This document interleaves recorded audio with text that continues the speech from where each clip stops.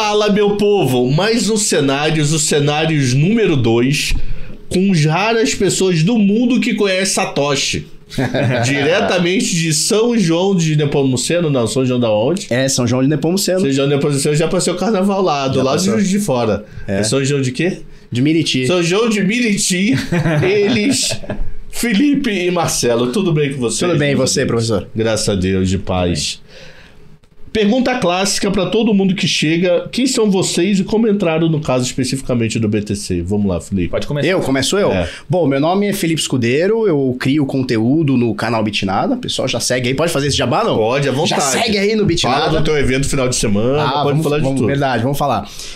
Eu também organizo o Bit Sampa, né? Que acontece agora, sábado e domingo, dia 9 e 10 de... Então tá acontecendo nesse momento. Nesse momento que você tá assistindo. Você tá vendo ele aqui e lá ao mesmo tempo. Exatamente. Não, eu dei uma fugidinha de lá só pra vir aqui ao vivo. Eu entrei no mercado em 2014. No mercado de criptomoeda, especificamente Bitcoin, em 2014, depois que eu começo a entender que o nosso dinheiro não vale tanto quanto dizem pra gente que vale. E aí eu começo a ter um entendimento que dinheiro de verdade ele não é criado pelo Estado, ele não é criado por organizações, e eu começo a emergir nesse mundo, e aí é como a gente até comentou isso no final de semana passado, e aí vira o White Rabbit do Matrix. Quanto mais você entra dentro da toca do coelho, mais profundo você fica e menos você consegue ver a luz do sol. E vem cá, 2014. Ninguém falava quase disso. Não, só tinha... Eu conheci uma vez em 2013 numa aula, alguém falou pra mim, eu falei, não entendi nada. E depois acho que só 2020, sei lá. Você conhece esse carinha? Lembra desse carinha? Lembro, Rodolfo Petri. Um jornalista. Não, ele só comentou. Porque, eu tava dando uma aula e ele comentou, eu tava vendo uma reportagem na Bloomberg, Reuters, alguma coisa lá fora, de um tal de Bitcoin. Já ouviu falar? Eu falei, não. Aí a gente procurou junto no intervalo de aula.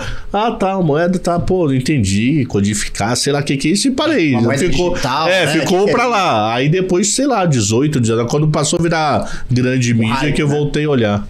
Quando vira um hype, é isso. E quem te apresentou? Eu fui atrás. Como surgiu? Depois essa minha pergunta pra você, Marcelo, como veio assim? O meu foi esse cara eu não lembro exatamente a primeira vez que eu ouvi. Possivelmente foi ali em 2012. Eu tenho uns amigos que são meio nerds, que eles gostam de um joguinho e tal. Eu também, quando era mais novo, gostava. E um amigo meu desse, o DL, eu não tenho certeza se foi ele a primeira pessoa que falou, mas esse amigo meu, DL, que inclusive mora em Santos lá também, ele falou, cara, eu tô minerando aqui o negócio de Bitcoin. Negócio de Bitcoin tô minerando e tal, mas assim... Mas você precisa minerando o quê? Na praia? Até indo na praia pegar relógio? Mas nessa época usava muito pra jogo, né? Pra fazer coisa no... O pessoal comprava e vendia muito pra jogo, mas eu não lembro nem se ele falou a palavra minerando. Era uma coisa tipo assim, você deixa teu computador ligado aqui com o programa e você vai gerando os Bitcoins. Você não ouviu essa parte, infelizmente, né? Eu não consegui pegar essa parte. Aí eu ouvi isso, provavelmente foi 2012 ou 2013. Em 2014, final de 2013 para 2014, eu começo a me inteirar sobre o que Como? Eu sempre fui um cara que fui mais... eu não vou dizer contra o Estado, acho que não é bem essa palavra, mas eu sempre fui um cara que gostei mais da iniciativa privada do que a coisa federal, estatal, estadual, municipal e etc. Então eu sempre fiquei buscando conteúdo sobre libertarianismo, sobre liberdade, sobre como tirar o Estado da nossa vida e tal. Em algum desses conteúdos, e nessa época no Brasil não tinha conteúdo sobre criptomoedas, para falar que não tinha um carinha chamado Daniel Fraga. A história desse cara é bem... Ele existe? Esse cara a gente não sabe se ele existe. Né? Esse cara é o exemplo... Ele já chegou a mostrar rosto lá atrás? Muito. Ele é o seguinte, ele é a persona que o Estado matou. É um cara que tá vivo, a gente acredita que tá vivo, sim, mas é a persona que o Estado matou. Porque esse cara, eu ia deixar... Fica à vontade. Posso? Pode. É o seguinte, esse cara, ele começou a peitar o Estado. De um jeito diferente. Não é peitar o Estado tipo assim, eu vou dar uma sonegada aqui, tá tudo certo. Não. Não foi só isso. Não foi só isso. Ele começou a zoar deputado, zoar Ele começou político. Fazendo tipo o que o CQC fazia, que é aquele esquema de falar assim, aqui tem buraco na rua, não arruma. Não sei o quê. Começou a denunciar essas coisas. E aí o conteúdo dele foi crescendo nesse sentido. Na época, o YouTube ainda era novidade, né? Não era uma coisa tão comum. E ele foi cada vez se aprofundando mais nessa crítica ao Estado. Né? Só que a crítica dele não passava da crítica, era pesado. Então ele não tá no mundo de Bitcoin, ele tá no mundo tava, assim, ele já tava, mas assim, ele começou falando mal do Estado por conta dessas coisas, aí foi aumentando. Até que ele vendeu tudo que ele tinha para comprar Bitcoin. Porque ele estava incentivando as pessoas a fazer sonegação. Ele dizia, olha, imposto é roubo, fazer sonegação, trazer produto de fora não é contrabando, isso é totalmente legítimo. E começou a falar coisas desse tipo. E o Estado foi lá e começou a processar. Você não pode falar isso. Você está incentivando. Ele tomou processo do Estado. Não parou no processo. Ele perdeu o CPF, eu não tenho certeza se CPF, mas ele perdeu carteira de motorista. Ele foi perdendo as coisas. Ele foi perdendo os direitos civis. Ele perdeu o direito de ter um celular, um nome, uma conta o Estado matou o cidadão. E ele começou a brigar contra os juízes, contra a galera que fazia. Ele começou a denunciar os juízes que estavam fazendo o processo contra ele. Ele foi lá e denunciou. Falou, esse juiz aqui, ele tem isso aqui, ele recebe tanto dinheiro não sei de onde. E começou a comprar essa briga. E o Estado foi batendo forte até que chegou um dia que ele foi intimado lá, no final das contas. Você tem que pagar uma multa de 1 milhão. Aí o cara até foi entregar, tem esse vídeo ainda tá disponível ainda. O cara vai lá entregar a ordem judicial pra ele e fala, eu não vou pegar a ordem judicial. Era 2 policiais civis, né? Acho que é policial civil. Eu tô aqui entregar aquele cara que entrega lá. Alguém foi. Ele falou, não vou receber. Aí ele começa a xingar o cara, falando, não vou receber. Não tenho obrigação nenhuma de receber. Mas o cara é só intermediário, né? Não, mas o cara fica bravão, assim. Tem uma atitude bastante arbitrária, mas o cara vai embora. E no final das contas ele fala assim, vocês querem pegar meu dinheiro? Vem pegar. Ele vendeu tudo que ele tinha e comprou Bitcoin. Só que a gente tá falando... Ele deve ter saído do Brasil. Porque como é que ele vai ficar no Brasil sem plano de saúde, por exemplo? Se ele não tem documento, se ele não existe, ele não tem plano de saúde. É um cara que não Coisa tem bem básica ainda. O Estado matou o indivíduo. O Estado matou o cidadão. E ele é a persona que a gente fala que é o libertário de verdade. Aquele cara que fala assim, não, cara, eu não quero nenhum serviço do Estado, eu não quero nada do Estado e não vou compartilhar nada que venha ou que possa ir pro Estado. E obviamente, ele sofreu as consequências. Sim. Eu não sei se acabou dando certo, não dá pra gente falar se deu certo ou não. Em questão financeira, dizem que ele tem, assim, na casa dos milhares de Bitcoin. Então, assim, não é um cara que passa perrengue financeiramente falando. Mas, assim, a liberdade dele foi embora, né? Sim. Quer dizer, ele tava buscando liberdade e a liberdade dele foi embora. Quem tiver depois do podcast, procura aí, Daniel Fraga, procura a história desse cara. Tentar e o fato é que o Estado não conseguiu tomar o dinheiro dele. O objetivo que ele tinha, Cabral, foi, olha, vem aqui tomar o dinheiro aqui. Vocês querem me multarem 1 milhão, então quero ver, toma de mim. Quero ver que vocês... Ele fala desse jeito, tem o vídeo dele, ainda dá pra ver. Assim, eu quero ver vocês conseguirem tomar o dinheiro de mim. Vem tomar. Ele vendeu tudo que tinha, comprou tudo em cripto. E Bitcoin é impossível você tomar. Não tem como. O juiz não acessa. Se você fizer direito, e ele com certeza sabia fazer direito, não tem como acessar, né? Então, assim, o Estado nunca conseguiu cobrar a dívida dele. Ele teve muitos outros problemas e tudo mais, mas... Ele tinha família? A gente não sabe. Tinha família. E esse é o problema, né? É porque o Estado ele pode respingar para outras... Para quem pode ter usufruído dessa grana. Exatamente. Mas assim, o que a história conta? A história conta que esse cara não tá mais no Brasil, a gente não sabe se é verdade ou se é mentira. Eu acredito que não tá. Plano de saúde, é coisa simples. Cuidar de uma doença, ele não existe. Ou em pior dos casos, aí foi pro meio totalmente legal, que é buscar um documento falso, ou buscar laranjas. Com o dinheiro que ele tem, ele pode. Com o dinheiro que ele tem, ele pode. No Brasil, a gente sabe que as coisas não são tão difíceis assim. Exatamente. Só basta querer e ter um pouquinho de dinheiro, você conseguiria. Mas todo o resto aqui é especulação, né? Sim. O fato é, ele peitou o Estado, ele apanhou do Estado e ele teve o seu refúgio no Bitcoin. Fechou. Porque esse é o dinheiro que ninguém tira. Mas o Marcelo ia se apresentar e Marcelo, tu também foi Daniel Fraga? Não foi Daniel Fraga. Eu venho do meio de tecnologia. Eu sou programador desde os 15 anos de idade.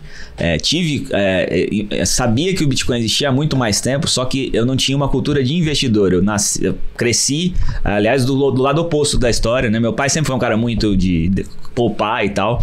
E eu nunca fui assim. Eu nunca fui de poupar. Eu gastava tudo que eu ganhava e tal. Depois que vocês vão conhecer um canal chamado Economia em Família daqui a 2 semanas. Show, aí sim. Legal, eu precisava ensinando economia para as meninas. Precisava disso.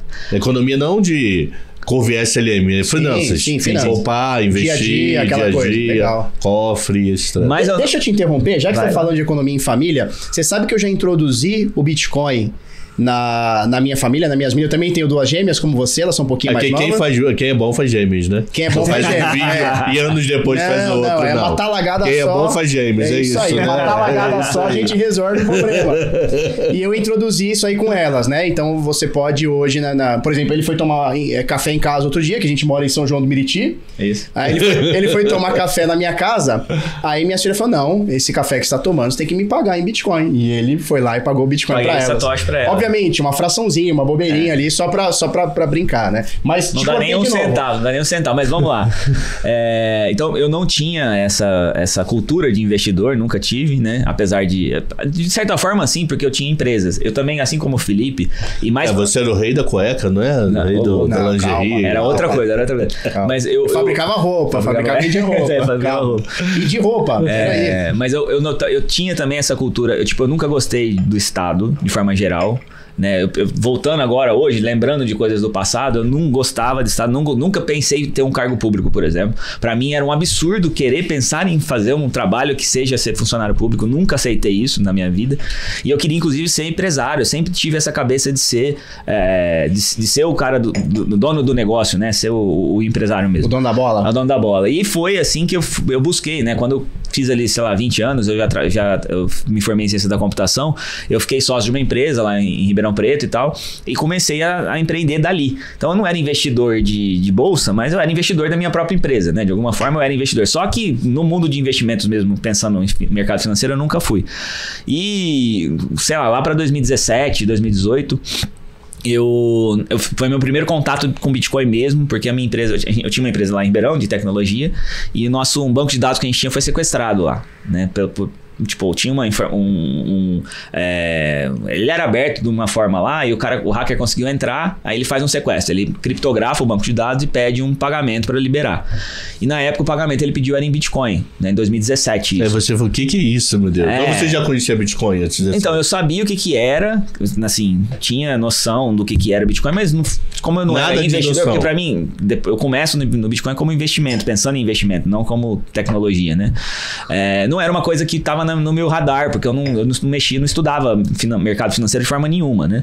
E eu também não tinha essa ligação do Bitcoin com liberdade até pra mim ali naquele momento. Só uma pergunta, você já estava em long short com o Brasil ou não? Eu tava começando a estudar isso. Não, mentira, nessa época não. Então nada nesse momento não. Ainda. Nesse momento nem mercado. Quando aconteceu isso. E aí foi meu primeiro contato ali, eu tive contato, a gente não chegou a comprar o Bitcoin ali na época, porque precisava pra pagar, só que a gente achou outra saída, porque normalmente você vai, que garantia que você vai pagar o sequestrador, ele vai te devolver. Né? Tem isso. E a gente acabou não comprando, mas foi um contato ali que eu tive. Mas você conseguiu recuperar? Só curiosidade que conseguimos, não, a gente teve que reconstruir, mas era um banco de dados pequeno, a gente partiu para reconstruir do zero o processo ali. Mas no caso do Bitcoin em si, aquilo ficou na minha cabeça. Por que esses caras estão pedindo isso em Bitcoin? Né? E essa foi meu primeiro contato de verdade com o Bitcoin foi ali. E depois lá em 2018, eu comecei a comprar Bitcoin no final de 2018. E antes disso eu comecei a estudar mercado financeiro, aí sim, estudar long short e outras coisas. E eu acabei saindo, né? Eu comecei pelo mercado financeiro tradicional. Os meus primeiros mentores ali, eles eram caras que falavam de cripto também. Então eu montei uma carteira cripto naquela época. Lá em 18. Lá em 18, no final de 18. Comprando Bitcoin, mas com um percentual pequeno da carteira, que era a forma que eu aprendi ali logo no começo. E depois eu comecei a me aprofundar. Tá? Por sinal. Tá errado. É questionável. O hacker lá em 2017 já ensinou que quem manja de economia mesmo é o hacker. É o hacker, e não os economistas. Bom, o fato é que eu comecei ali pequeno e fui estudando outras coisas, fazendo outras operações na Bolsa de Valores e tudo mais, mas a minha afinidade de tecnologia, porque eu sou programador e tinha uma empresa de tecnologia, de software e tudo mais, junto com o mercado financeiro pelo qual eu me apaixonei e mudei, inclusive, ao ponto de eu vender tudo que eu tinha para trabalhar no mercado financeiro. Né? A minha história começa ali com esses estudos e depois eu migrei só 100% pro mercado financeiro. E aí, em algum momento, eu percebi que cripto era o que mais se encaixava na minha filosofia de vida e, ao mesmo tempo, também a ligação entre mercado financeiro e tecnologia mais evidente que a gente tem é criptomoedas, né? E aí, por isso que eu acabei me aprofundando e enveredando pra essa área. Você se aprofundou no Covid? Basicamente, fortemente, sim. Basicamente, sim. Foi quando criou o canal do YouTube. O canal do YouTube já existia, até eu tava brincando com o Felipe esses dias. O meu canal do YouTube existe. O meu existe desde 2016, mas eu peguei forte do Covid. Eu não usava o canal. Existe desde 2009. 2009, eu não lembro quanto que é o meu, mas deve ser por aí. E eu tinha, só que eu tinha um vídeo lá que quando eu casei, o vídeo da dança dos noivos, não sei o que tava lá, o canal tava lá. Nossa, tem 60 mil views o vídeo, pra você ter uma ideia. Eu tava mostrando pro Felipe, eu tirei do ar depois, né, que eu percebi que tava muita gente assistindo. E aí depois eu comecei o canal mesmo, foi faz 2 anos e meio, é isso, né? Que eu comecei mesmo a produzir pro canal, fazer a live, fazer outras coisas assim. Até então não tinha canal no YouTube, eu comecei inclusive no Instagram. 1 ano antes eu começo no Instagram, fazendo conteúdo só no Instagram. Depois eu migro pro YouTube. E aí hoje a gente estamos aí, né? Eu e o Felipe fazendo esse trabalho. Fechou. De divulgar a cripto pra todo mundo. Fechou. Povo, não vamos chegar na Binance, só que antes eu quero fazer uma comparação e vocês podem ter total liberdade de falar, não tem relação zero nenhuma ou tem e explicar o porquê. Claro. Nós em novembro gravamos aqui um podcast ou videocast que na época tava dando pau na FTX. Sim. Verdade. Que eu não lembro se era a segunda ou a terceira maior corretora naquele momento. Possivelmente era a segunda maior. E que tinha um problema de FTX Estados Unidos, FTX global, criação de moeda. Só para recordar rapidinho, o que foi o FTX e o que deu a história? Falo eu? Como quiser. Eu só falei você porque foi... A gente só falou de FTX aqui no programa. Não, a FTX foi um grande golpe na prática, né? Depois as informações foram saindo, a gente percebeu que era isso mesmo. Era uma corretora de criptomoedas que ficou muito grande, ela tinha apoio do Estado, inclusive, para existir. E o que eles fizeram ali, eles emitiram uma moeda que chamava FTT, né, que era um FTT, né? FTT era o token da corretora. Eles usavam esse token para dizer que eles tinham um lastro. Imagina que você tem uma empresa, você abriu ações na bolsa, você tem ações da sua própria empresa e você usa essas ações da sua própria empresa como lastro para fazer operações financeiras. Enquanto a sua empresa vale alguma coisa, a gente viu isso acontecendo agora com Americanas, por exemplo. Enquanto a sua empresa tem algum tipo de valor, o seu lastro tem valor. Se as suas ações caem na bolsa, o seu lastro deixa de ter valor. E foi o que, no final das contas, aconteceu com a FTX.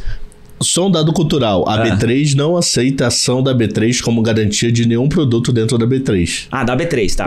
Não, eu quero o caso igual a esse. Tá, entendi, ele garantia ele mesmo. A B3 fala, eu não posso me autogarantir. Então, se você tiver ação da B3 de operar derivativo, o B3 não vai ser usado como margem. E eles tinham o saldo dos clientes, né? Os depósitos dos clientes, eles usavam esse dinheiro para fazer outras coisas, para investir em outros projetos, para comprar outras empresas e tudo mais. Então, assim, eles não tinham o saldo dos clientes, que não deveria ser assim, porque se eu for lá depositar dinheiro na corretora para negociar minhas criptos, eles deveriam ter esse dinheiro meu segregado dos investimentos que eles têm da empresa de forma geral. Eles usavam esse dinheiro para fazer outras coisas. E, no final das contas, descobriram que eles não tinham lastro nenhum financeiro para tudo que estava acontecendo na empresa, que eles só tinham o FTT. Aí veio o CZ, né? Quando CZ é o cara da Binance. É o CEO da Binance. A gente já vai falar dele. A gente vai chegar nele daqui a pouco. Ele vem na época lá, percebem que está acontecendo esse rombo lá na FTX, começam a divulgar essa informação. O CZ fala assim: porra, não vale nada essa merda, eu vou vender tudo o FTT que eu tenho. E ele tinha bastante FTT porque ele era colateral que ele tinha também na própria Binance. E ele era investidor também da FTX. E ele era investidor da FTX também. Ele comprou uma parte, recebeu uma parte em FTT também, tinha todo Eles usavam esse dinheiro que eles imprimiram para fazer uma série de coisas.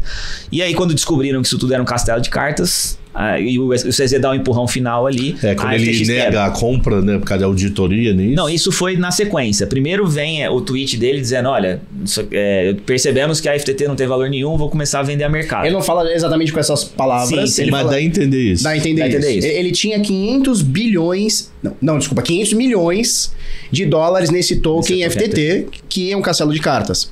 E aí ele faz um tweet dizendo o seguinte, olha, a gente não vê mais valor nessa parceria com a FTX e no período, eu não vou lembrar agora se são 2 meses, mas no período agora de 2 ou 3 meses ou 6 meses, não vou lembrar, mas no período de X tempo a gente vai se desfazer dessa posição de 500 milhões de dólares. E aí o mercado... E a gente tem que entender que o CZ, ele não sou eu falando que eu vou vender 500 milhões. É assim, é o dono do mercado. É o cara hoje mais importante, a maior corretora, maior número de clientes. Ele era maior do que na época... Não, ele continua sendo a maior. Nós vamos falar do BO que tá acontecendo agora, continua sendo a maior assim. Mas assim, o market share deles é tipo assim, ó, 60% do mercado é Binance. Ele é tipo 4, 5 vezes o que era FTX, até mais? Puta, muito mais. Acho que era 10 vezes. 40% soma todo o mercado. Ele detém 60% da fatia, ele sozinho. Sozinho, né? Isso é uma dúvida. Na época, quando a gente gravou, que depois eu não acompanhei o caso, o problema era na FTX Global E a FTX americana, por enquanto, estava quieta. Isso, tinha uma separação. SEC, sim. E como é que foi o desenrolar disso? Chegou na americana? Não, chegou. Eles estão lá com o capítulo 11, né? Que é a lei de falência, aquela coisa toda lá. E acabou. A FTX acabou. Aquilo ali é um castelo de cartas. Basicamente... Acabou literalmente. Não tem negócio. Acabou literalmente. Não, na verdade não. Na verdade não, porque eles estão com um processo acontecendo. Recentemente saiu uma informação, um negócio que eles estão tentando recuperar. Mandaram um e-mail. Eu recebi, porque eu tinha $5 lá na FTX, né? Mandaram um e-mail lá falando, você tem um saldo aqui, a massa falida trabalhando. Tá trabalhando. Mas tá parado, tá travada. Não, tá travada a corretora. Tá travada. Eu acho que eles compraram uma corretora no Japão. E essa corretora no Japão parece que estaria funcionando. Mas a FTX eles estão tentando reviver. Disseram que acharam não sei quantos bilhões lá e não sei o que nos balanços da empresa. Estão tentando recuperar. Tem muito jogo político ali. O Sam, que era o de cabelo enroladinho. O Perpetinha lá, que era... Pepino Feelings. Ele só comia pepino. O cara que era o CEO da FTX, o criador da FTX, ele tem muita ligação com o governo. Tem doação pro Biden. Assim, era ele foi o maior doador para individual para os democratas nessa campanha do Biden. Foi. E é importante a gente marcar essa informação, porque quando a gente chegar adiante, quando a gente chegar na Binance, a gente vai falar sobre essa doação. Ele faz o quê? Democrata ou republicano? A Binance. Não, é pior do que isso. Nós vamos chegar lá. É pior. A coisa é pior. Então, mas, resumindo, quando isso tudo aconteceu, o CZ deu o empurrão. Assim, a FTX já ia ladeira abaixo, o CZ apareceu e derrubou. Empurrou o caminhão. Vendendo e depois o negócio da auditoria. O negócio da auditoria. Não, aí na sequência ele falou que ia comprar a FTX, aí todo mundo achou assim, ele fez isso só pra comprar a FTX mais barato. Só que quando ele foi fazer a auditoria lá, ele viu que o negócio era muito mais embaixo, o buraco era muito pior do que parecia. Aí a própria Binance falou, não tem condição de comprar esse negócio que não vale nada. E aí... Não passou na diligência. E aí destruiu totalmente o negócio, né? E o quanto o mercado na época sentiu? Muito. Nossa. O Bitcoin... A liquidez despencou, o preço caiu, não tenho memória. O preço eu não vou lembrar agora percentual, mas foi coisa de 40% assim, em 2 dias. E detalhe, o Bitcoin já tinha caído 60%, porque a gente já tinha iniciado um bear market ali. Isso. A partir de iniciozinho de 2022, né? Início de 2022. A gente já tava num bear market, então o Bitcoin já tinha batido o topo histórico em $69 mil e já tava ali na casa dos 30. Cara, ele foi pra 15, assim, ó, em questão de 5 dias. Aí vem uma pergunta bem de leigo. Eu tenho ação na corretora BTG. Se a BTG quebrar, B3, eu tenho ação, joga pra cá e minha vida segue. Tá tudo certo. Eu tenho um Bitcoin na FTX. Tá todo esse pau. Meu Bitcoin tá desaparecido se eu não tivesse jogado totalmente. Mas eu sei que é meu, eu sei a senha de acesso, eu sei tudo. Não existe isso. Não, você não tem a senha de acesso. Aí que tá o ponto. Quando você tem seu Bitcoin na corretora, quem tem a chave que abre o cofre, que permite você negociar aqueles Bitcoins ou transferir aqueles Bitcoins, é a corretora. Então, quando acontece, se você tem saldo na corretora, o que tá na corretora é eles que têm acesso único e exclusivamente. É como se eles fossem a B3, só que sem ter um registro. Assim, tem um registro no seu nome. Eles estão dizendo, olha, eu sou a B3, o Marcelo tem tanto aqui. Inclusive, essa ação que eles estão movendo agora, essas coisas todas, tem lá no meu nome que tem um saldo. Só que o dono das chaves, o dono dos Bitcoins, é quem tem a chave dele. E quem tem a chave é a corretora. Então, uma vez que a corretora foi embora, inclusive tem vários casos, inclusive, de corretoras. Tem no Netflix tem um caso lá da Quadriga CX, que era uma corretora do Canadá, que o cara desapareceu. O dono desapareceu, aí falaram que ele morreu, só que tem muita gente que até hoje acha que ele não morreu de verdade, e ele levou, sei lá, 200 milhões em Bitcoin, sei lá, eu não lembro valores agora, mas ele levou muito Bitcoin e isso acontece com frequência de, fomos hackeados. Mas quem garante que eles foram hackeados ou o dono simplesmente pegou, pôs no bolso uma carteira e foi para as Bahamas? Não sabe, né? Uma pergunta, também de leigo. Imagina que esse cara, o do FTX, ele não pegou meu Bitcoin. Tá. Ele pode e se a SEC vai lá e fecha de vez a corretora. Acabou, não vai existir. Sim. Só que ele não pegou meu Bitcoin. Esse Bitcoin desapareceu da humanidade, ele tá lá, é meu, e ninguém nunca mais. Alguém tem a posse daquilo. Alguém tem a posse. Se ninguém tem a posse, ele tá perdido. A SEC não tem como... Olha, se você tem o Bitcoin numa carteira de Bitcoin, que você tem as chaves, alguém tem que ter essas chaves. Não tem como a SEC lá falar bloqueia isso aqui. Não existe como. Não tem é diferente do banco, diferente das instituições financeiras tradicionais, que eu posso ir lá bloquear o bem do cara. O Bitcoin, se estiver numa carteira, que alguém tem acesso a essas chaves privadas, né? Normalmente em corretora você tem isso multi-assinado, ou seja, eu preciso de um grupo de 5, 6, 8 pessoas para poder acessar esses recursos, mas não tem juiz no mundo, não tem papa, não tem nada que pode descer um alienígena que ele não consegue bloquear esse negócio, se o cara não quiser dar a chave. Tem que ser uma coisa... Quem tem as chaves de criptomoedas, inclusive a gente volta no Daniel Fraga, quem tem as chaves de criptomoedas, só voluntariamente é que você consegue, você entrega isso. Se você quiser levar pro túmulo, e aí vem uma questão, né, que a gente fala até isso, se você quiser morrer e que esses bitcoins que você tem, essas criptomoedas que você tem, não sejam compartilhadas com ninguém, o Bitcoin é o único ativo, né? As criptomoedas são o único ativo que existe na face da Terra, que se você quiser, você leva ele com você e ninguém mais, nunca mais vai acessar, você pode fazer isso. Se eu não quero que ninguém acesse, eu vou levar pro túmulo comigo, você leva as palavras de backup com você na tua memória, por exemplo, e ninguém vai acessar aquilo nunca mais. Esses estão perdidos para sempre. Então, os donos da FTX, considerando 5 ou 8 pessoas entre donos e... no caso deles não era assim, tá? No caso deles, o Sam tinha acesso meio que irrestrito ao que ele quisesse fazer. Tinha uma então, ele pode sair com uma corretora quebrada, preso 5 anos e trilhardário lá na frente. Mas é o que acontece com a maioria dos golpes envolvendo o Bitcoin. Uma pergunta simples, sim, entendeu? A gente tem... Eu tenho que falar suposto porque ainda não tá o martelo batido. Mas a gente tem supostos golpes aqui no Brasil, onde o carinha tá preso nesse exato momento e bilionário, com B, tá? Bilionário. E o cara vai cumprir a pena do Brasil, que eu sei lá quanto tempo o cara vai pegar, sob estelionato e, sei lá, formação de quadrilha, ele vai sair prisão um pouco mais especial, não ter acesso aos doidos lá da vida. Não vai ter acesso aos doidos, vai ficar lá, sei lá, uns 20 anos, que aí reduz pra o cara bom comportamento, reduz pra 7, não sei o quê, que reduz pra 3. Se é bilionário, tem bom advogado. Tem um bom advogado, é isso. E o cara sai de lá rico. E de novo, é impossível você tomar esse dinheiro dele de volta. Por que é impossível? A gente precisa explicar... A gente tem tempo para explicar o conceito da blockchain? Nós temos mais 1h10 para gravar. Tá show. Então. Até relaciona. O Marcelo tá falando um conceito que fica muito difícil da gente entender sem entender o que é a blockchain. Sim. A blockchain, imagina só... A galera da blockchain não gosta que fale isso, mas imagina só pra gente entender uma coisa... Pra leigo. Eu penso que tá me explicando, entendeu? Imagina só um gigantesco banco de dados que é descentralizado e distribuído. Descentralizado por quê? Qualquer pessoa pode participar desse banco de dados. Ou seja, ele não é permissionado. Eu tenho uma cópia dele na minha casa. Eu tenho uma cópia dele na minha casa, o Marcelo tem uma cópia dele na casa dele, e milhares, talvez milhões, não sei se dá pra levantar esse dado, mas assim, sim, milhões de outras pessoas têm uma cópia de tudo isso na própria casa. Ou seja, ele é descentralizado. Qualquer pessoa pode participar. E ele é distribuído porque, cara, ele tá aqui, ele tá em São João do Meriti, ele tá em Santos, ele tá na Bahia, ele tá na China, ele tá em qualquer país do mundo, certo? Como é que funciona a blockchain? Diferentemente de um banco de dados que você dá a senha, que você coloca uma senha e o administrador desse banco de dados ele tem acesso à tua senha, ao teu login, ao teu registro, na questão do Bitcoin, da blockchain, não existe uma forma de eu saber qual que é a tua senha. Não existe um administrador. Por quê? Porque funciona através de um sistema de chaves públicas e privadas, onde eu sei a tua chave pública, que é como se fosse o teu endereço de carteira, é como se fosse o teu e-mail, cabral@cabral.com.br. Só que eu não tenho como saber tua senha, só você sabe tua senha.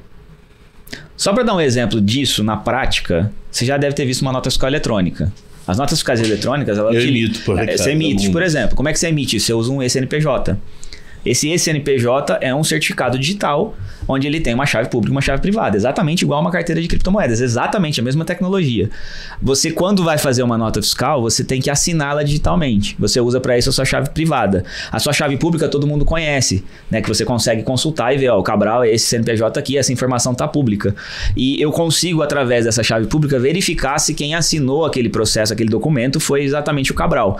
Por que isso? Porque só você tem o seu CNPJ. Se você pegar esse CNPJ em forma de arquivo, não sei se o seu é cartão, se você deixa no... Não, o meu é nuvem. É nuvem. Tá, então tem um arquivo. Se você me passar esse arquivo... sei lá. Se você pegar esse arquivo seu aí e me dar... Eu consigo me passar por você, eu consigo dizer que eu sou a empresa Cabral e eu consigo assinar para você, inclusive emitir nota, fazer empréstimo, fazer qualquer coisa.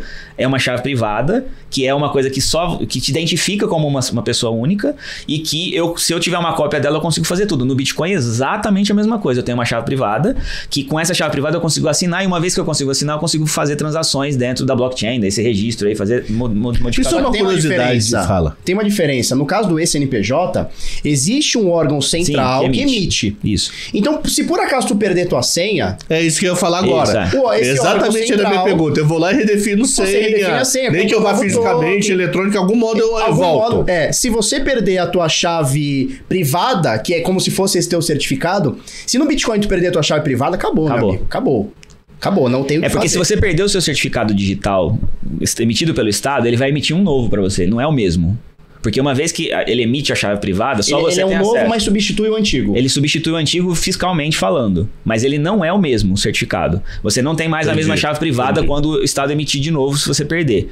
Porque ele vai ter que fazer um processo de novo. Até por segurança. Mas eu não perco o histórico do antigo, nada. Não, trepa em cima do outro. Porque é centralizado. Ele vai apagar o teu token A e vai colocar o teu token B. A parte B, lê ali e segue a vida. No caso do Bitcoin ou de qualquer outra criptomoeda, que aí é baseado em blockchain, isso não existe. E para quem tá ouvindo isso, pode falar assim, caramba, então isso é um sistema inseguro? Não, esse é o sistema mais seguro que existe.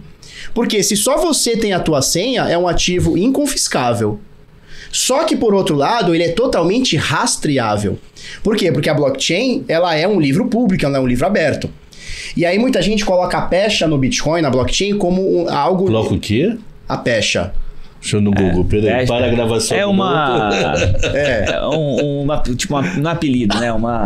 Vai colocar ali... É coisa de Santos ou do dicionário? Não, eu também conheço essa, eu não sou de Santos. Pô, Cabral. Eu não vou te ensinar aqui, hein, professor?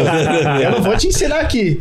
Mas enfim, a galera coloca isso no Bitcoin como se fosse algo ligado a crime, ligado a lavagem de dinheiro, e é totalmente o contrário.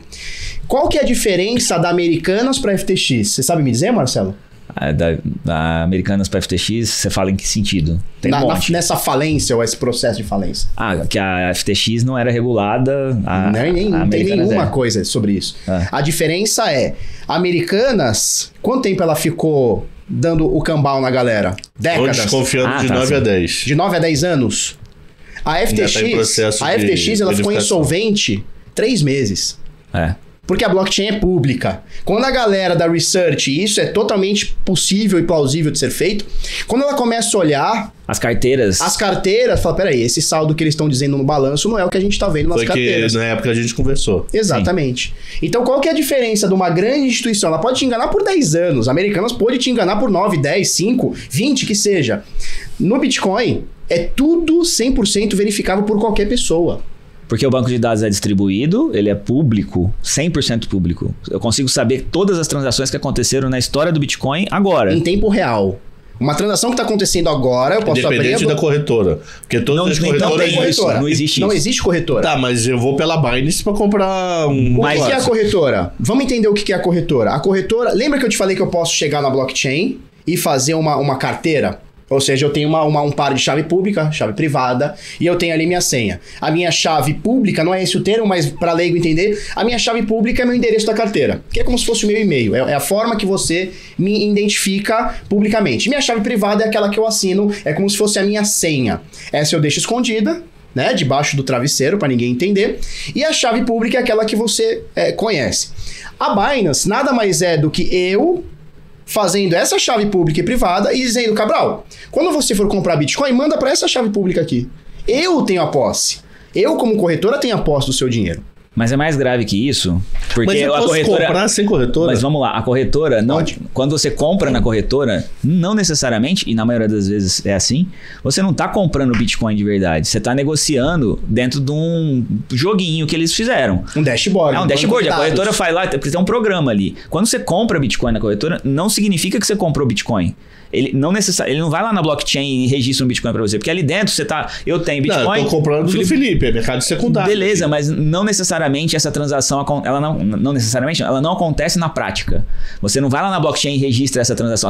A gente não sabe o que está acontecendo dentro da corretora. A corretora é uma caixa fechada, a blockchain é uma caixa 100% aberta. Eu consigo saber tudo o que acontece na blockchain, transações feitas na blockchain. O que acontece na corretora eu não sei. Então assim, a Binance, quando você compra, quando você vende na FTX, uma compra e venda ela acontece no dashboard. E por isso, inclusive, lá que o Sam conseguiu ficar mais tempo ali funcionando. A Quadriga CX, lá que é a outra corretora que eu falei do Netflix, é a mesma coisa. Ela tinha um dashboard. No dashboard você tinha lá o seu saldo, só que esse saldo não existia nem na carteira que a corretora controla. Ele só existe no programa ali. E esse não dá para verificar. Pô, mas eu não levo pro pendrive? Eu levo o quê pro pendrive? Quando você faz o saque. Aí ela vai lá e registra no local que tem que registrar. Ela te manda essa transferência pra sua carteira. Só pra gente exemplificar. Vamos supor que eu tenha a corretora Felipe, tá bom? Felipe Corretora. Você é meu cliente, Marcelo é meu cliente, Professor Cabral é meu cliente. Você vai lá, cria uma conta, Marcelo cria uma conta.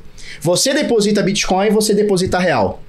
Quem recebeu esse real fui eu, através de um banco, então eu preciso ter um parceiro, mas quem recebeu o teu Bitcoin fui eu, ele tá na minha carteira.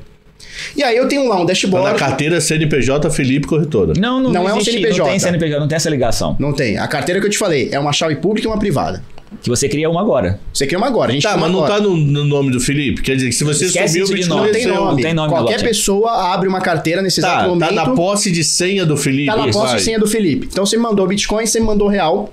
E eu crio um dashboard, que aí eu tenho um book de ofertas, que ele é virtual. Que é a mesma coisa do book de ofertas que você tá acostumado nas... E aí você coloca pra vender esse Bitcoin, ele coloca pra comprar. Certo? E aí eu tenho um dashboard que indica que você vendeu um Bitcoin e ele comprou, você vendeu. Então você tem um controle de custódia interno, isso, exatamente, dizendo que agora é do Marcelo e não mais do Cabral. E o interno é importante, tá? Porque diferente da bolsa, que faz o controle de todo mundo, no caso de cripto, cada corretora é uma bolsa. É uma bolsa. Só que tem um pequeno problema. Você pegou esse teu Bitcoin e supostamente passou pro Marcelo de forma direta, mas assim, você não tem contato com o outro, porque eu intermediei isso e ganhei uma FII sobre isso. O Marcelo nem sabe que eu existo. Não sabe que você existe e eu ganhei uma FII sobre isso. Só que esse Bitcoin que você depositou pra mim e que tá na conta do Marcelo agora, tá no dashboard do Marcelo, não necessariamente tá na corretora. Sim. Porque eu posso pegar esse Bitcoin...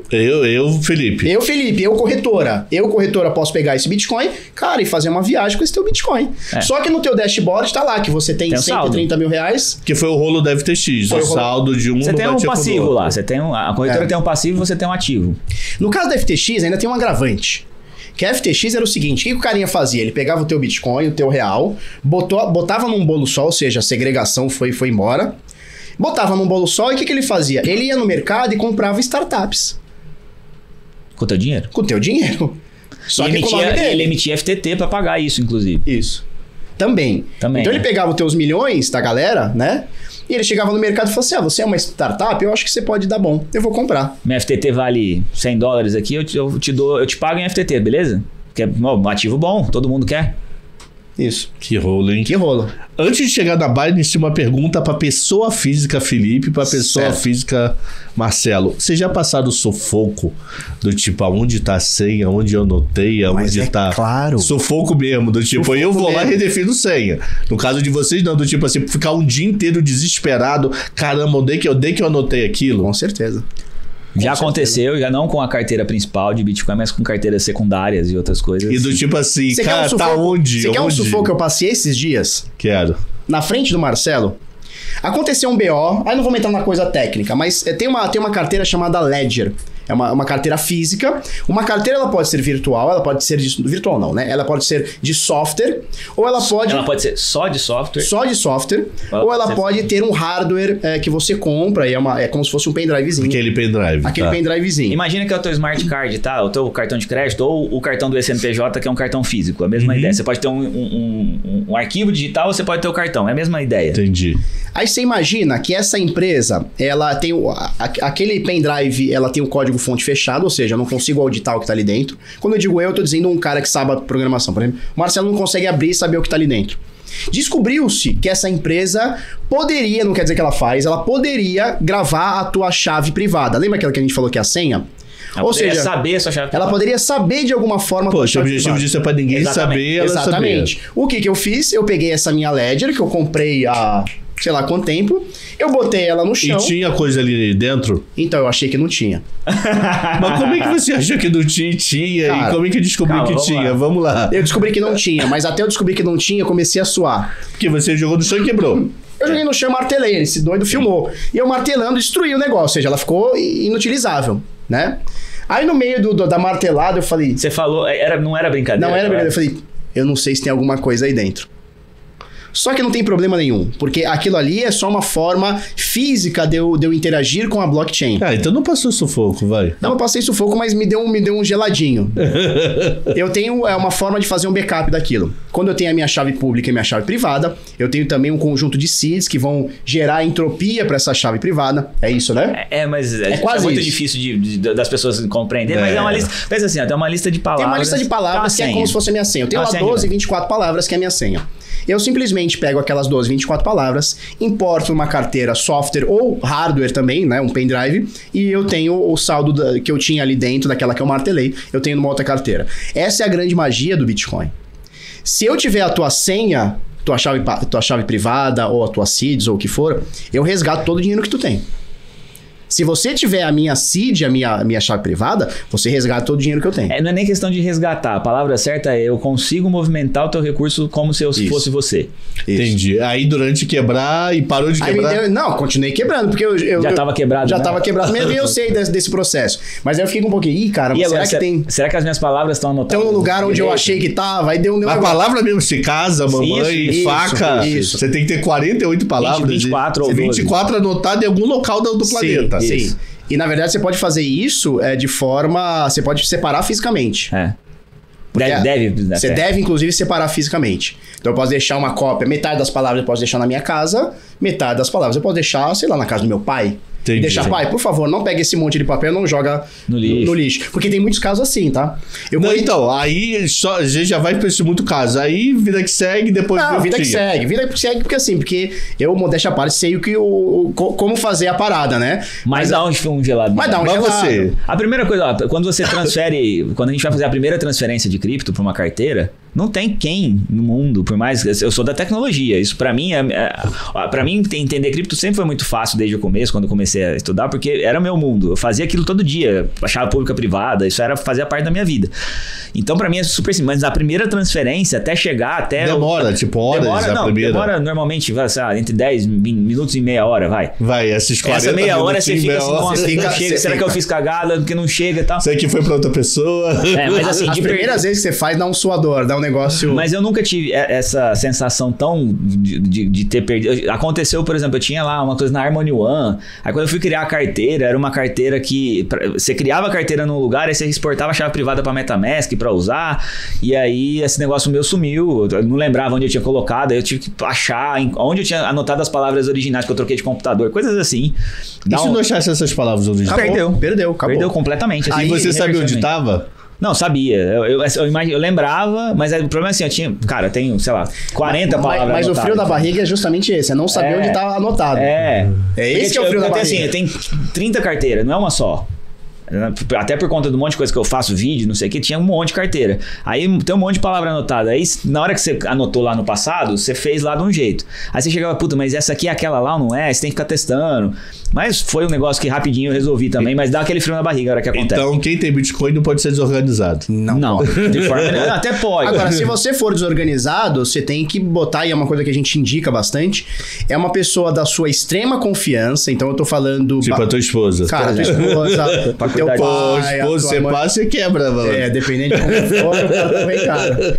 Mas é uma forma de... Se você for muito desorganizado, e mesmo que não seja, é importante... O carinha que tem Bitcoin, e obviamente não tá numa corretora, porque isso é um crime contra o seu próprio dinheiro, né? O que é uma corretora? É você pegar posse do teu Bitcoin, do teu dinheiro, e entregar na mão de um terceiro, e esse terceiro vai te devolver se ele quiser. Uma coisa que a gente sempre indica é, pega uma pessoa da tua extrema confiança, aquela que tu mataria ou morreria pela pessoa, então teu pai, teu irmão, sabe? Uma pessoa de extrema confiança. E fala, eu tenho dinheiro, eu tenho Bitcoin, se por acaso eu vier a faltar, tá em tal lugar. Sim. Porque pode acontecer. Agora, se essa pessoa, sendo da extrema confiança, resolver ir lá e pegar e te roubar, você não vai nem ter que saber, você não vai ter nem ter como saber que foi ela que fez isso. Porque você pode, se você falhou em algum ponto do processo de segurança, da sua autossegurança, e anotou isso, por exemplo, online, né? Porque essas palavras que a gente está falando, a regra é anote isso totalmente offline, num papel, numa placa de aço, alguma coisa assim, e guarde isso num lugar que só você sabe. Você pode tatuar as palavras. Você tatuar, obviamente, se alguém... Se eu chegar com arranca teu braço. Não precisa nem arrancar, é só ler. Tira uma foto e já resolveu. Mas a gente recomenda que você anote isso num lugar totalmente offline e tal. Mas se alguém, se você anotou isso online, por exemplo, colocou lá no Drive, no teu Drive do iPhone, invadiram a tua conta e pegaram, acabou. E vão te roubar, você não vai nem ver. Mas uma pergunta, eu levei pro pendrive. Certo. Tem a senha, mas a pessoa vai acessar essa senha onde, se não sabe qual é meu pendrive? Ou existe um outro local através de outro local? Aí ela teria que pegar esse teu pendrive, né, essa tua hardware, plugar e digitar a tua senha. E tem que saber uma senha extra ali, que é um PIN. Essa senha é uma senha menorzinha, que é para usar o dispositivo. Com posse do dispositivo, eu consigo fazer. Inclusive, num dos casos de pirâmide, ou pretensa pirâmide, daquele cara que era um ex-garçom lá no Rio de Janeiro, não sei o quê, aquele cara específico, chegaram na casa dele, ele tinha lá um monte de hard wallet e a senha tudo anotada junto, amarrada junto. Então, naquele caso específico, algumas não foi todas as criptos que ele tinha, mas uma parte ali o Estado conseguiu recuperar. Acho que chegou confiscaram uma boa, foi uma coisa assim? Confiscaram uma boa quantidade. Mas assim, é nada perto do que ele supostamente adquiriu. Mas ele, quando chegaram na casa dele, como tinha a carteira e estava anotada a senha junto, quem tem acesso à carteira e a senha anotada consegue pegar tudo que tá ali e roubar. Nesse caso, o Estado consegue sim confiscar, mas é porque tinha a senha. Se ele armazenou essa senha na cabeça, por exemplo, que você pode fazer isso, se quiser ter coragem, armazenar só as palavras na cabeça, aí dá Alzheimer, não tem como. Dá Alzheimer, fodeu. Exatamente. Minha família tem isso, eu não posso. Não, e você pode cifrar também. Sim. Você pode cifrar e você pode colocar uma coisa que a gente chama passphrase. Essas palavras que a gente tá falando, de forma bem leiga, Pô, não dá pra falar isso bem leigo, mas assim, é o BIP39, que é o... Ferrou. Ó, fizeram um protocolo dentro do Bitcoin dizendo o seguinte, ó, existem 2.048 palavras que vão gerar a entropia da tua chave privada. Ou seja, quando a gente fala em 12 palavras, pode ser 18, pode ser 24, pode ser 32, tá? Depende do software que tu vai usar. Quando você tem essas palavras em sequência, é uma lista de 2.048 palavras. Então não pode ser a palavra que eu quiser, não posso colocar cenários. Não, pode. Até pode, mas aí você precisa você sai do padrão. Você sai do padrão e aí você precisa de um nível de conhecimento um pouquinho maior. Não é o prático, não é o usual. Dá pra fazer. Mas pode e eu continuo tendo o BTC, tudo normal. Perfeito. O que acontece? Você pode, além dessas 2.048 palavras, você pode gerar uma palavra adicional que é o que a gente chama de passphrase. É como se fosse uma palavra... Uma senha. Uma senha. Uma senha sua. Então, por exemplo, você é muito fã da Ivete Sangalo, e aí você pode botar lá, sei lá, você põe aquelas 12 palavras, né? Arrascaeta, por exemplo. Arrascaeta, e você põe lá e tá tudo certo. É a tua senha, né? Que é com essa senha, tem que somar essa senha com as suas palavras para poder recuperar. E só para um outro exemplo, para ficar mais claro. Só para entender isso. Então, você pode anotar as tuas 12 palavras e deixar pra todo o teu familiar. Tá aqui minhas 2 palavras. Mas aí não tem a 13ª. Ele não tem a 13ª, que aí não tem nem como eles descobrirem, porque você criou da tua cabeça.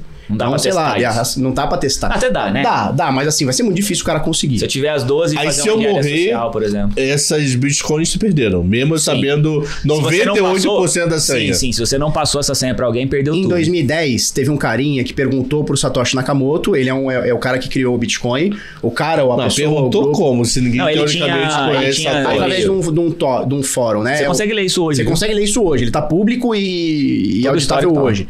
bitcointalk.org. Perguntaram pro Satoshi, e se eu morrer? Como é que funciona se eu morrer e não passar a senha pra ninguém? O que o Satoshi disse? Isso é um presente pra rede do Bitcoin. Então, se você não teve... Mas é um presente que ninguém vai usar. Só que aí gera mais escassez, né? Isso, porque você diminui a Porque a quantidade de bitcoins, ela é limitada, pré-sabida e acabou. São 21 milhões de unidades que vão acontecer ao longo de até o ano de 2140, 2136. Tá? Não era 2040, era 140? 2140. Falta 117 anos aí, mais ou menos. Pra isso acontecer. Se você perder, e tem vários casos de pessoas que perderam a sua chave... Você conhece alguém na física, assim, que você já apertou a mão, encostou, que já perdeu? Já conheceu em evento, né? Já conheci. Já conheci uns casos bem bizarros que pedem pra gente não contar. Não, sem citar nomes, nada. Mas você já conheceu alguém que você olhou na cara da pessoa e a pessoa falou, deu droga pra mim. Deu droga, deu ruim. Tem um caso emblemático do início do ano passado. Eu não vou lembrar o nome do carinha, mas é um dos carinhas que ele se declarou que a carteira era dele, e de fato era, um carinha desde o início. Ele tinha milhares de bitcoins. Supostamente, esse cara morreu afogado numa praia.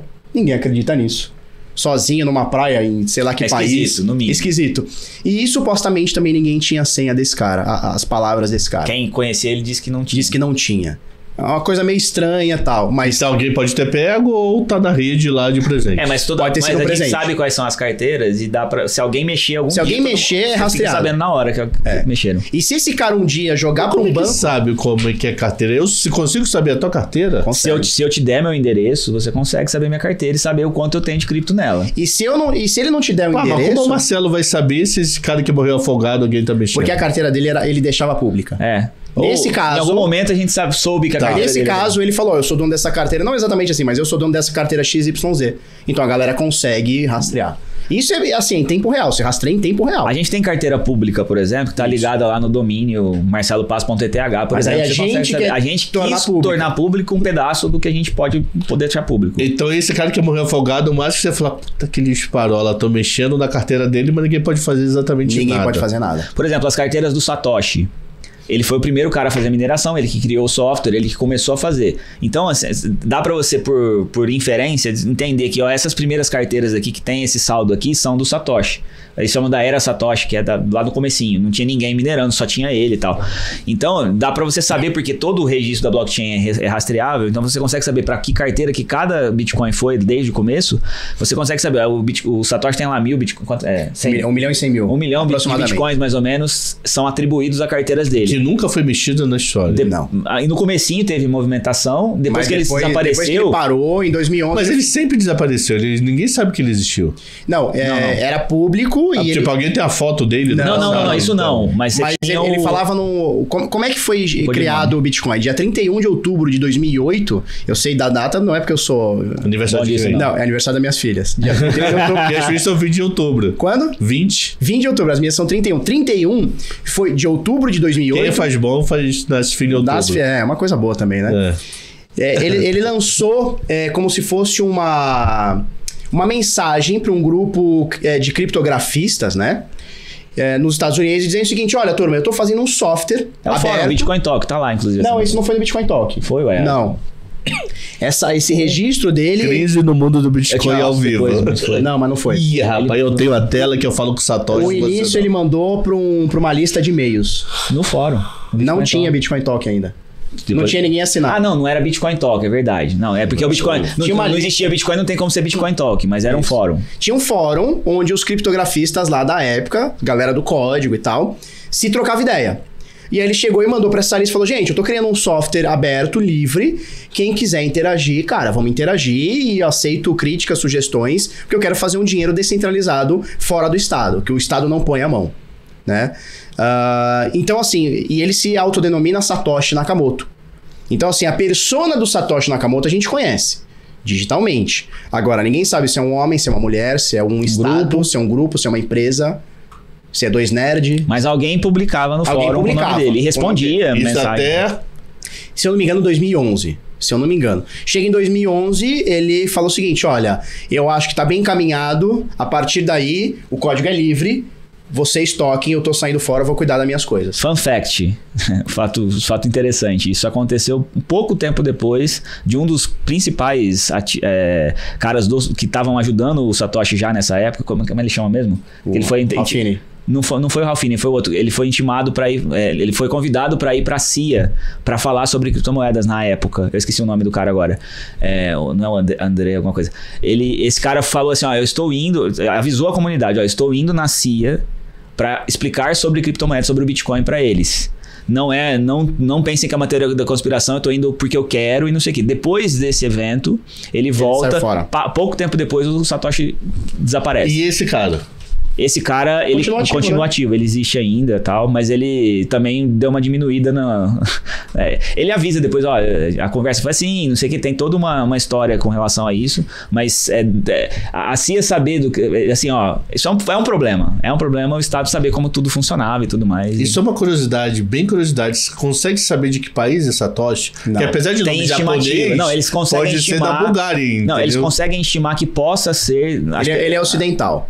Eles dizem dizem que era americano por causa do IP lá da publicação. Só que ele podia usar VPN, podia usar Tor, outras coisas. Assim, ó, fizeram então ele podia daqui usar, dizer que estava no Líbano e fazia tudo pelo Líbano, morando em São Paulo. O que se estima é que Satoshi era ocidental, pelo horário de postagens. Era um padrão de horário comercial americano. Né? Só que assim, pode ser um cara que mora no Japão e ele o negócio dele é trabalhar de madrugada, né? Não tem como a gente saber. Fizeram tudo que você possa imaginar de forma de tentar descobrir quem é o cara. Padrão de escrita, horário, IP, tudo que você possa imaginar. E ninguém nunca conseguiu saber quem é esse cara. Por quê? Porque ele sabia que o que ele ia fazer, se desse certo, seria transformador e ele não teria paz. Não teria paz. E é importante o que o Marcelo falou da CIA. A gente tá falando isso, deve ter sido 2010, no máximo 2011. Acho que é 2011, né? É importante pra gente entender o que tá acontecendo hoje. A gente vai chegar na Binance. Vamos logo na Binance, que daqui a pouco acaba o programa e o convite original não aconteceu. É importante a gente entender isso porque o Estado, ele tá de olho nessa tecnologia, nesse avanço desde o início.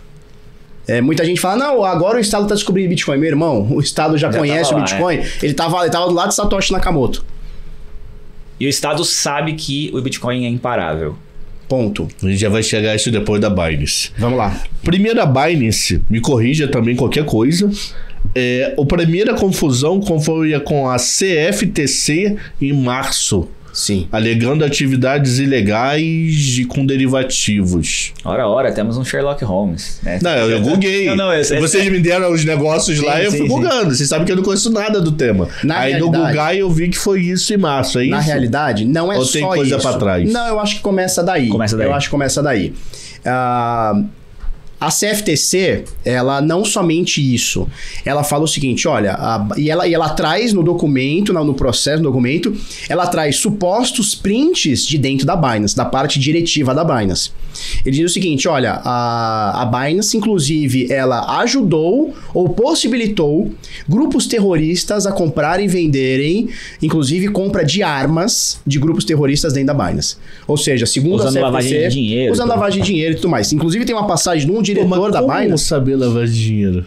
Cara, a gente já chega nessa pergunta. É porque pensa o seguinte, a corretora, hoje, se você abre conta numa corretora, você tem que dar suas informações, seus dados. A gente chama de KYC, né? KYC, que é uma sigla para conheça seu cliente, know your customer. Então, quando você faz uma conta, você tá falando, olha, eu sou o Cabral, meu CPF é tal, aqui tá aqui meu documento, tal. Por quê? Porque se você fizer alguma coisa errada, a corretora tem como te criminalizar depois, né? Te acionar criminalmente. A Binance não tinha isso no começo. Você não era obrigado a fazer. Ela tinha o processo de KYC, mas não era obrigado. Então você podia abrir uma conta lá e negociar, sei lá, 10, 20 bitcoins, 100 bitcoins por dia, por mês. Então o Talibã podia ter conta lá. Poderia. Sem você saber quem é o cara. E aí por rastreamento depois, de conta de banco e outras informações, você chegava no cara. Tem toda uma questão. Tem um monte de informações. Apesar de você não se identificar nominalmente, você conseguiria rastrear o que o cara fez. E é interessante isso que o Marcelo falou, esse negócio do no KYC. A Binance, ela ficou, talvez hoje ela é a maior corretora do mundo porque ela pegou essa bandeira. Ó, você pode negociar na minha corretora e eu não quero saber quem é você. Seu nome, seu sexo, sua idade. Mas ela, como corretora, é fiscalizada por SECs de mundo afora. O problema é que ela não tinha a conta dos Estados Unidos, né? Não era uma corretora americana. A gente tá falando do universo de 2017. Tá. 2017 para 2023 pode parecer pouco tempo. Mas é uma vida dentro do mercado cripto. Não é? É, muito. Assim, ó, de um ano para outro, é uma vida dentro do mercado cripto. As coisas acontecem muito. Porque como é novidade, tá desenvolvendo. É o lance que o pessoal... Moeda existe há 1000 anos. Bitcoin existe há 20, nem Exato. Isso. Então, assim, até o Estado entender de fato, os Estados entenderem de fato o que está acontecendo, já aconteceu. Então, assim, o Estado ele vai ser sempre reativo à tecnologia. Né? E aí o que acontece? Inclusive tem um print de um suposto diretor, documento da CFTC, dizendo o seguinte, aspas para esse cara... nossa, esse cara negociou $5.000, não dá nem pra comprar uma AK-47. Se referindo, brincando, mas assim, porra, tem um puta fundo de verdade, se referindo a um grupo terrorista que tava operando lá dentro. Mais do que isso... Mas quem afirma que é um grupo terrorista? A CFTC. E a CIA, né? O Estado verificou informações, rastreou e descobriu que aquele dinheiro... E essa mensagem deles... E o dinheiro é mesmo deles. É uma suposição, mas assim, pelo fato da Binance, de diretores da Binance estarem brincando sobre isso, fazendo piada sobre isso, é porque de fato eles sabiam que de alguma forma tinha dinheiro sujo ali dentro. E não o barraram, não brecaram. E aí eu fiz a brincadeira, ora temos no Sherlock Holmes, porque assim, todo mundo sabe que isso acontecia. Sim. É óbvio que se você tem uma corretora que não tem registro das pessoas, as pessoas vão usar essa corretora para fazer coisas erradas. É natural isso. E assim, a privacidade no mercado cripto é uma verdade. Agora sim, tem um ponto que todo mundo critica, principalmente quem não entende o mercado cripto e costuma, a turma do mercado financeiro, você inclusive, não, mas você pode fazer o que você quiser com esse negócio. Então, se eu quiser roubar, eu posso, mas a gente volta lá naquele ponto no inicial, tudo na blockchain é rastreável. Então assim, não é inteligente para um cara que quer fazer coisas ilegais usar o mercado cripto, porque tá tudo registrado. Se algum dia eu conseguir puxar um fiozinho que ligue ele naquela carteira, eu consigo saber tudo que ele fez. Então assim, não é inteligente, e a gente sabe que hoje em dia o número de pessoas que usam o mercado cripto para fazer lavagem de dinheiro, para fazer coisa assim, é muito menor do que no mercado tradicional, por conta desse rastreamento, ou pelo menos o cara que não sabe, né? Se ele souber como o mercado cripto funciona, ele não vai usar o mercado cripto para fazer coisa errada. Imagina que a blockchain é um gigantesco livro aberto. Imagina que no meio da praça aqui da Sé, em São Paulo, tem um mural dizendo todas as transações estão acontecendo em tempo real. Aí você pode ir lá, olha aí, esse cara aqui mandou 10 Bitcoin pra esse cara. Pô, mas você não sabe quem é esse cara, nem mas um dia, se você descobrir quem é, acabou. No único fio que esse cara, um dia, essa carteira XPTO caiu numa corretora, o Estado vai falar de quem é essa carteira. É do fulano, do IP tal, do endereço tal, pipi. Acabou. O cara tem que ser muito bom. Acabou. O cara tem que ser muito bom pra ele conseguir. Tem um bom cara de tecnologia dentro do Talibã. Cara, muito bom. Porque a ferramenta hoje... por exemplo, no Brasil, agora, nessa semana, teve a AB Cripto promoveu o Criptorama, que é um evento que acontece lá em Brasília. Vem um dos fundadores da Chainalysis, que é a principal, eu acho que é a principal casa de análise on-chain. Cara, que rastreia os dados da blockchain. Rastreia tudo que eu faço e você faz, esses caras rastreiam, assim, mas de uma forma absurda. O cara consegue pegar quem você é, na proximidade da onde você mandou aquele Bitcoin. Porque a gente fizer uma transação aqui agora.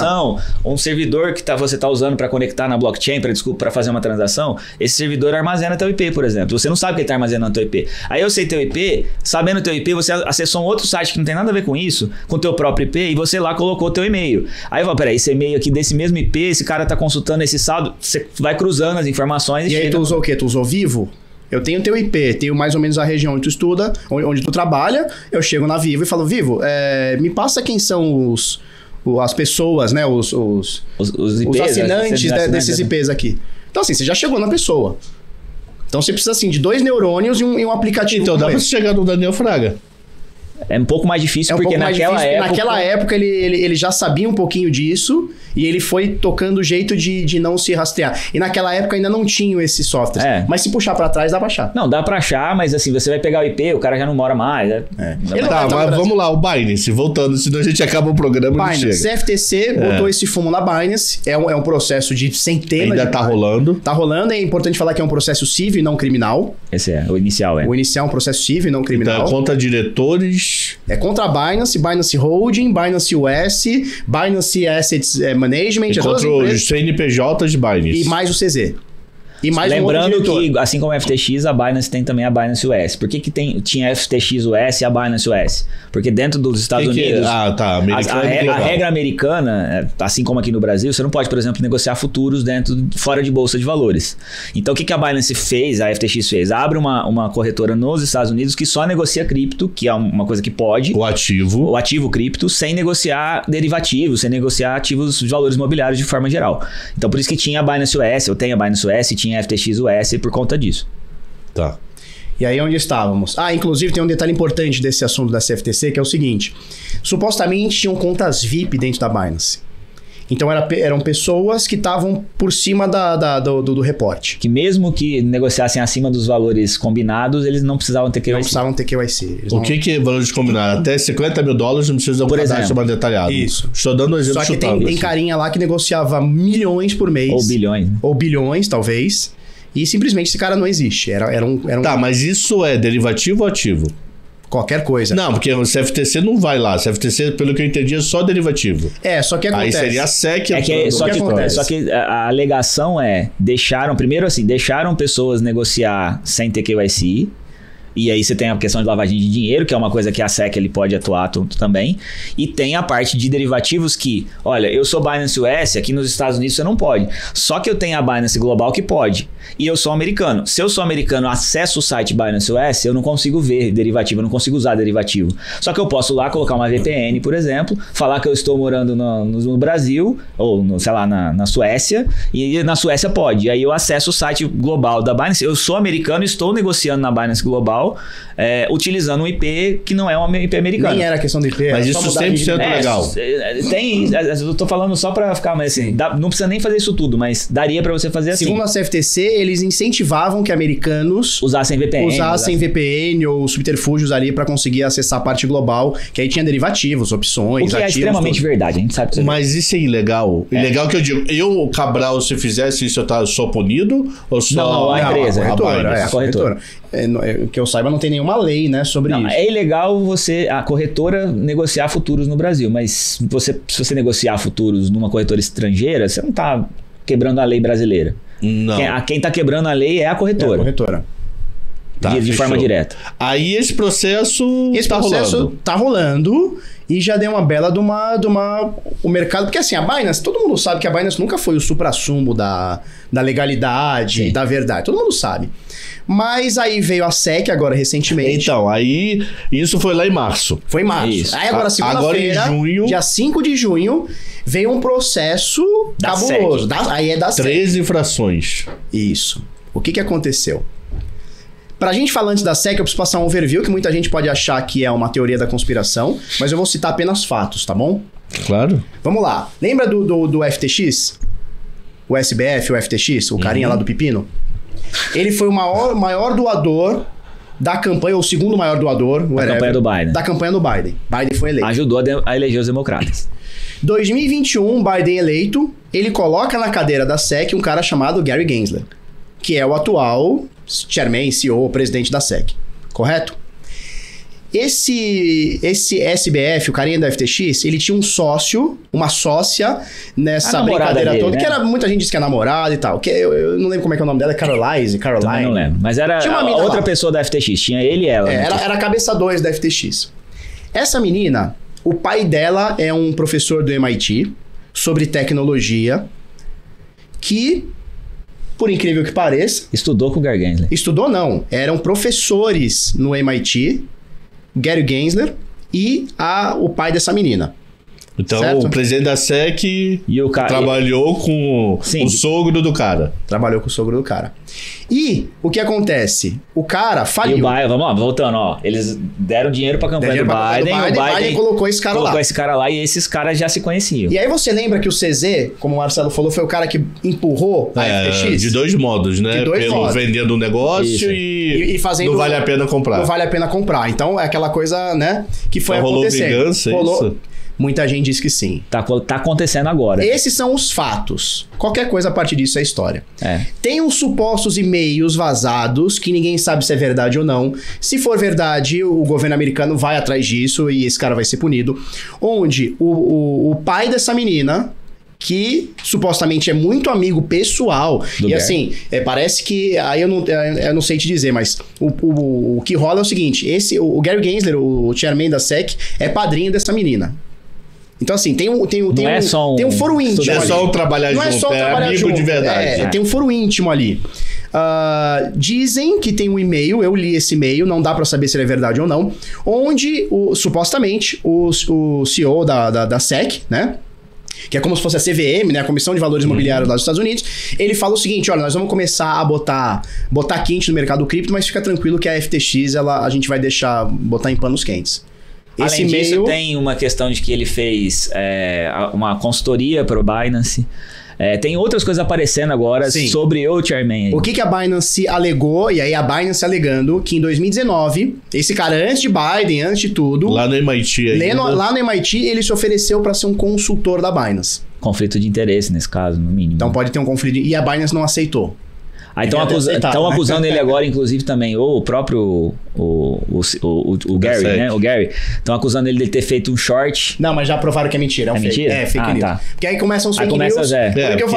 Eu falei os fatos. A partir daí é história, né? O que a galera vai contar. Tava rolando uma fake news que ele, antes de botar o processo, ele fez um short de 2,5 milhões, o que já provou que é mentira. Legal. Não tinha visto. Eu só vi o... eu também, quando eu vi, eu falei, aí tem... Mas, enfim, no mínimo ali tem algum conflito de interesse. No mínimo tem algum conflito de interesse. E aí, dia 5 de junho, conhecido como última segunda-feira, ele vem com o processo pra cima da Binance, botando no bumbum. Uma pergunta básica, são 13 infrações. Na cabeça de vocês faz sentido as 13? Sim. Ou tem acusação solta ali do... que o mundo prático de vocês mostra uma coisa é o que a gente acredita como pessoa física, ou que, assim, é o que eu acho que é certo e o que eu acho que é errado. Outra coisa é o que o Estado fala que é certo e o que fala que é errado. De acordo com as regras da SEC, a regra de valor imobiliário, sim, faz sentido. Faz sentido mas tem coisa a mais ali. Não coisa a todas, mais ali. Por exemplo, eles dizem que que não existe uma segregação ali. Então, o dinheiro da Binance, o seu dinheiro como cliente, o dinheiro de investidor, o dinheiro do dono da corretora, tá tudo no mesmo balaio. E dizem que não é assim. Diz que existe uma separação ali do que é o seu dinheiro com o meu e tal. O que a SEC pediu no dia seguinte, que foi na terça-feira, dia 6 de junho, eles pediram um negócio sem precedente no mercado cripto. Porque assim, o que aconteceu aqui no Brasil, no caso lá do garçom que o Marcelo falou, existe um indício de uma pirâmide ou uma suposta pirâmide. O Estado foi lá, prendeu o cara, bloqueou o dinheiro para que não lesasse as pessoas. No caso da Binance, não existe nenhum indício. Eu não tô aqui defendendo, tá? Só tô citando, narrando os fatos. Porque às vezes o cara fala o cara é a favor da Binance. Não. Segundo, ao contrário, inclusive. Inclusive, eu tenho muitas críticas e muitas mesmo a Binance. Mas enfim. O que eu tava falando? Já nem lembro. Que pirâmide na Binance. Não, mas o confisco. O confisco.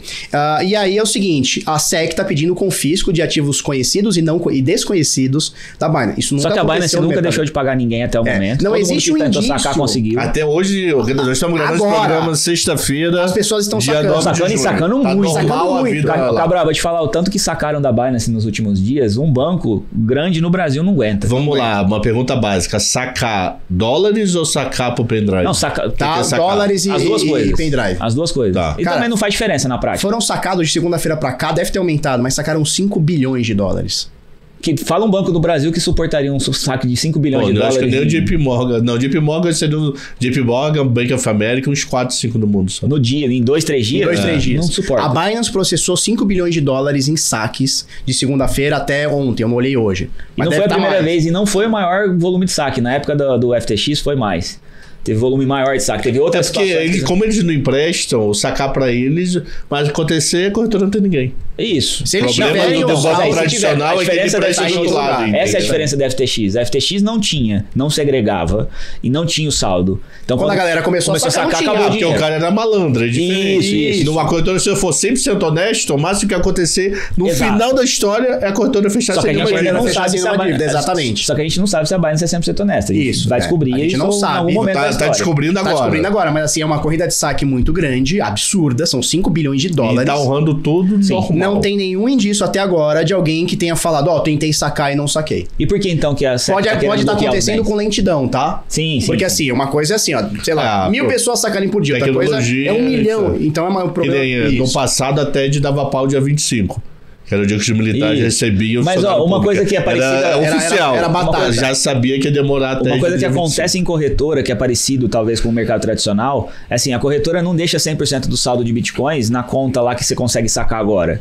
Por quê? Porque por segurança. Porque se alguém conseguir invadir essa carteira, rouba tudo que tá ali. Então, vamos fazer uma analogia. Você tem o banco que tem um caixa eletrônico. Você tem um caixa eletrônico que tem uma quantidade de dinheiro ali. Acabou, o que precisa fazer? Alguém repõe. Repõe. Como que repõe? Vem um carro forte que vai lá no banco e pega. Então, você tem 3 lugares. Você tem um carro forte, você tem o caixa eletrônico e tem o banco reservado.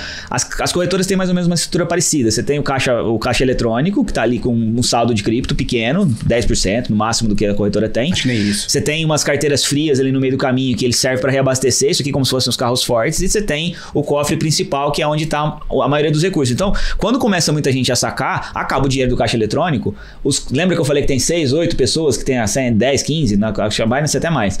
Você precisa que essas pessoas se reúnam todas para assinar uma transação para colocar saldo que está nessa carteira gelada, congelada lá no longe, né, que seria o cofre do banco, igual no cofre do banco você tem um horário para abrir o cofre e tal, a mesma coisa.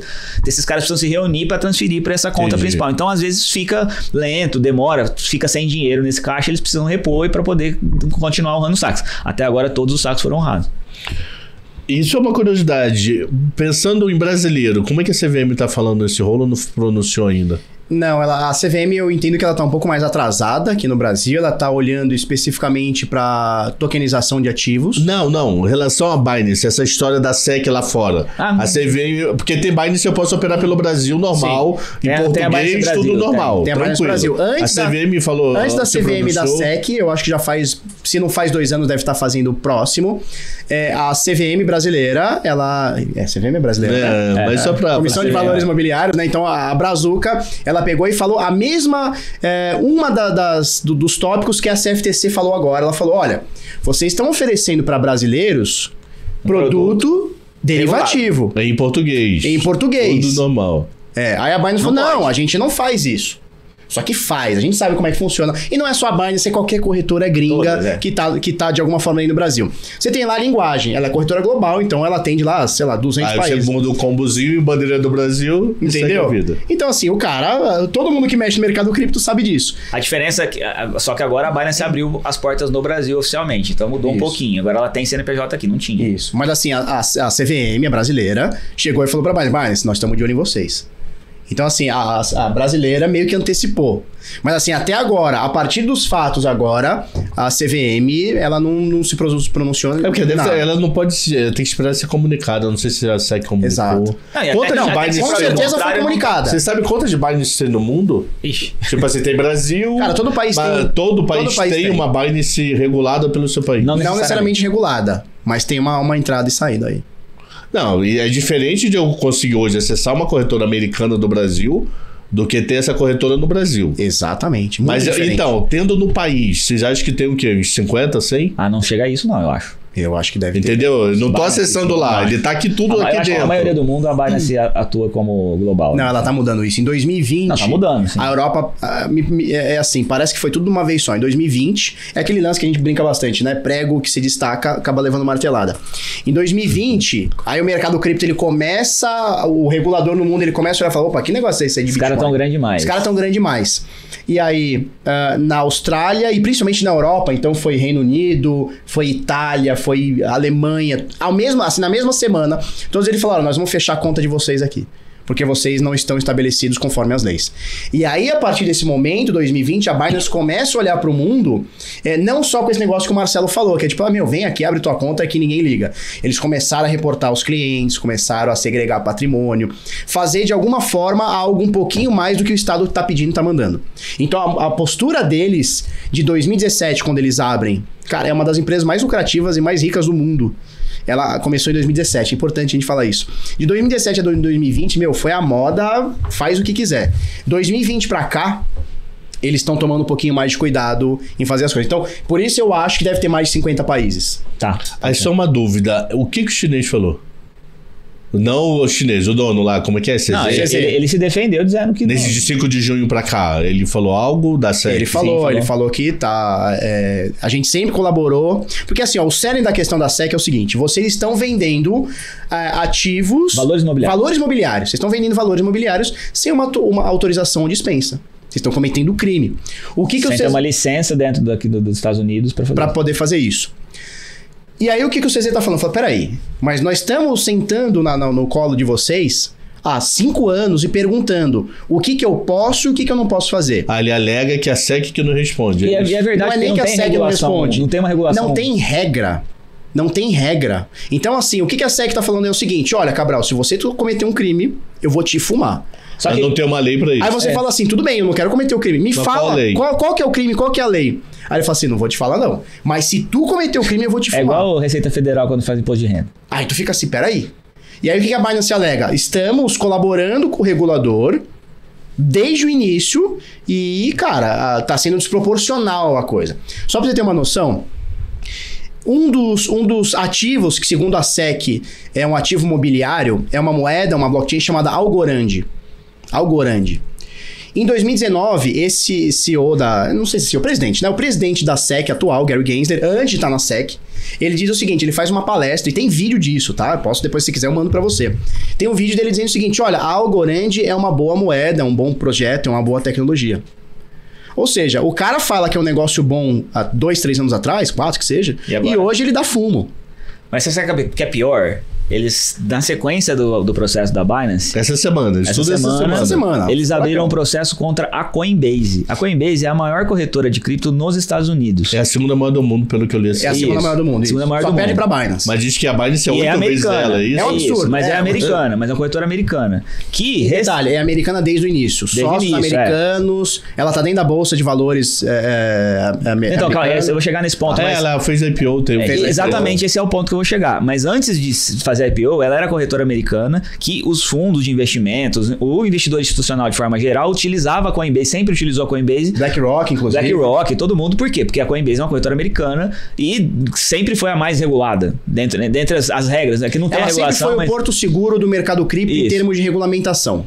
Isso. E ao ponto de chegar a IPO, ela tem que ter regulação. Minimamente, ninguém aplica e aí, como é que você me explica, Cabral? O cara da SEC, que é a empresa, o órgão que regula esse mercado, que faz todas as regras de como é que uma empresa pode entrar na coisa, acusa a Coinbase de ter feito um monte de coisa errada nesse mercado. Fala assim, vocês operaram valores imobiliários sem ter licença. Mas, cara, como é que você deixou?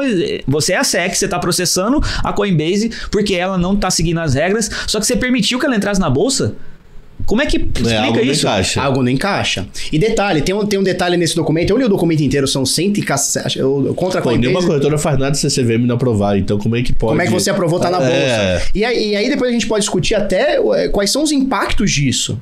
Porque assim, ó, o que a Coinbase faz? Ela sai na frente, ela entra na... Deixa eu só falar. Sim. Ela, dos tópicos do processo da Coinbase, são 101 páginas, eu li todas.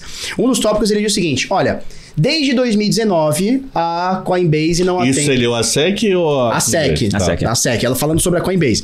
Desde 2019, a Coinbase, corretora americana, não cumpre com as regras americanas. Só que a Coinbase é desde 2014. 2019, eles estavam preparando o IPO que entra na bolsa em 2020. Quer dizer, de 2014, quando eles entram, até 2019, a gente tá falando de 5 anos. Então, esse período foi ok, segundo a SEC. De 2014 a 2019 foi ok. A partir do momento que eles permitem que eles entrem na bolsa, tá errado? Piorou muito, né? Piorou muito a situação. Basicamente, o que a SEC está dizendo? Isso tudo é para ser ligado a FTX? Eu não tenho certeza. Eu acho que aí tem um pouco de teoria da conspiração. Mas é possível, porque quem foi mais beneficiado com a queda da FTX foi diretamente a Coinbase e a Binance, que são as maiores. Eu posso dar minha opinião? Pode. O Bitcoin está crescendo muito. O Bitcoin que eu digo é o ecossistema cripto. Ele está crescendo muito. As pessoas estão olhando e assim, eu vejo uma mudança de paradigma. Eu vi uma pesquisa esses dias sobre gestores de fundos em não sei quantos países, dizendo o seguinte, eu invisto ou pretendo investir em breve no mercado cripto. Então assim, você entende que está acontecendo ou vai acontecer uma alocação de dinheiro de algo que está consolidado, que é o mercado tradicional, gostando eu ou não, está consolidado, para algo que está começando a consolidar. E mais, o Bitcoin, ele tira a hegemonia do dinheiro. E a gente está vivendo um momento específico que é a conjuntura geral, ela é muito propícia para você atacar a cripto agora, porque você está acompanhando lá o aumento do teto do dívida americano. Ficou muito claro essas últimas semanas, que a dívida americana ela está crescendo desproporcionalmente, né, numa velocidade muito grande. Em algum momento isso vai ficar impagável, né? Já é impagável, né? Se já não é impagável, mas é uma... Como ele tem a moeda do mundo, torna-se impagável, que ele consegue ser dolar. Por enquanto, mas se os países começam a olhar para o dólar e falar, não confio mais, porque as moedas atuais são baseadas em confiança, o que acontece com a moeda americana? E o que vai acontecer com tudo isso? Então, todo mundo que tem 2 neurônios consegue falar, pô, esse mundo fiat, a gente chama de moeda fiduciária, esse mundo das moedas fiduciárias, ele é um mundo piramidal, é uma pirâmide gigantesca, e a gente está confiando num monte de político que tá um pouco cagando para o que tá acontecendo na prática, né? Eles não gastam menos, eles só gastam mais, cada vez mais, né? O Estado só aumenta de tamanho, não arrecada o suficiente para pagar essa conta, isso não é sustentável no longo prazo, e tem um negócio aqui que resolve esse problema, que é o Bitcoin. Então, a gente está vendo um crescimento do Bitcoin que já estava acontecendo por inúmeros fatores, tanto de reconhecimento institucional e das pessoas de forma geral, no momento em que a moeda fiduciária está sendo questionada por todo mundo. Então, é natural que nesse momento o Estado vá atacar os grupos mais poderosos nesse mercado para tentar, inclusive, descredibilizar o mercado cripto, né? Poxa, povo, tem 1 zilhão de perguntas e tem 5 a 7 minutos. Uma pergunta prática. A Binance afetou o mercado essa semana ou o mercado viu que pode ser uma coisa tão pessoal que não aconteceu nada? Não afeta o mercado. O que aconteceu? A gente tem um mercado que a gente chama de descentralizado, que é você conseguir acessar uma corretora como a Binance, só que sem um dono. É um código aberto, as pessoas colocam na rede, dentro da blockchain, e você tem hoje corretoras, que a gente chama de corretoras descentralizadas, que não tem basicamente um dono. Ela tá rodando na blockchain. É um negócio meio que autossustentável. E é descentralizado, então não teria como você bloquear. Minha dúvida é o seguinte. Na FTX, você falou que a cotação do Bitcoin caiu 30% a 40% em dias. Sim. Agora, com esse caso Binance... Caiu 5% na segunda-feira, subiu 5,6% na terça. Então, teoricamente, está próximo de 0 a 0 da notícia para agora. Aí caiu um pouquinho ontem, eu não sei como é que tá hoje, mas assim, tá muito próximo de 0 a 0. Voltamos mais ou menos onde estava. Então o mercado não está acreditando tanto nas acusações da SEC. Não é só não acreditar. É meio que assim. É diferente você ter uma corretora que não tem o saldo dos clientes, que vai lesar todo mundo, que um monte de gente que tinha dinheiro não tem mais. De uma corretora que tem o saldo dos clientes até o momento, está sendo acusada por coisas que são... não discricionárias, mas são coisas que são administrativos, vamos dizer assim. Eu acho que dá para falar discricionário. Mas assim, são coisas administrativas, são problemas administrativos. Você vai falar assim, eles sonegaram aqui, tá bom, isso lesa quem? Lesa só o Estado, então foda-se. Né? Desculpa o palavrão, na prática é isso. O mercado não tá ligando para se tá ferrando com o Estado ou não. Ele tá ligando assim, o meu dinheiro tá lá? Tá, então se o meu dinheiro tá lá, não tem risco pro negócio, não tem risco pro mercado de forma geral. Eu acho que isso que o mercado entendeu. Começaram a sacar bilhões da Binance. E não deu pau? Não deu problema, então a Binance tá sadia, não tem problema nenhum. Ela é mais sadia. Por que o mercado vai cair por causa disso? Qual que é o banco lá que quebrou lá? O SVB. Ela tá mais sadia do que o SVB. O SVB começaram a sacar, não tinha dinheiro. Povo, eu tenho 2 minutos, 5. Fazer uma pergunta para casa. Qual o futuro do Bitcoin? Ou quanto ele pode ter facilidade ou dificuldade com tanta perseguição governamental? Não sei se a China mudou, mas a China estava proibindo mineração. Mudou, já tá permitindo. Virou do outro lado, inclusive. Virou do outro lado. Então... E esse talvez seja um dos motivos, eu ia chegar lá, mas a gente tá sem tempo. Esse seja um dos motivos do governo americano olhar pro Bitcoin e falar, meu Deus, a perda da hegemonia do nosso dinheiro tá aqui. Porque a China esses dias deu a entender que poderia fazer transação com a Rússia através de cripto. E regulou o mercado de Bitcoin lá. Falou, não, tá tudo bem. A Rússia era outro que perseguia Bitcoin. Eu não sei também. Como é que tá agora. Eles, inclusive, querem criar uma corretora estatal. Eles querem criar a Binance do Estado. Tá, então qual o futuro do Bitcoin com essa possibilidade de China ganhar força, Estados Unidos perseguindo, Europa proibindo corretora? É assim, quando a gente vê essas coisas, a gente dá risada. Porque quanto mais o Estado bater, mais a cripto vai crescer. Por que eu te digo isso? Bater no Felipe... Você chegar aqui e falar assim, o Felipe é um cara legal, então vamos bater nele, botar ele na cadeia, o Daniel Fraga, o CZ... Vão cancelar aí. Não, vão cancelar e tal. Não impede a blockchain. A blockchain, ela roda um bloco a cada 10 minutos. Você pode prender o CZ, a blockchain do Bitcoin continua rodando. O meu dinheiro que não tá na Binance, que tá na minha carteira, continua comigo. Se ataca um minerador, tem um quilo lá do outro lado que vai começar a fazer. Qualquer pessoa pode minerar. Você pode pegar um computador agora aqui no estúdio, botar, mas a gente põe aqui, a gente põe pra minerar, pra você ganhar centavinho de Bitcoin. Então assim, bater em entes centralizados é o máximo que os Estados Unidos ou qualquer país pode fazer. E é o máximo, assim, acabou. Se prender o CZ, que eu acho que o objetivo é esse, eles vão botar criminal nele, vão tirar direitos dele, vão acabar prendendo esse cara de alguma forma, vai ter outra corretora que vai substituir.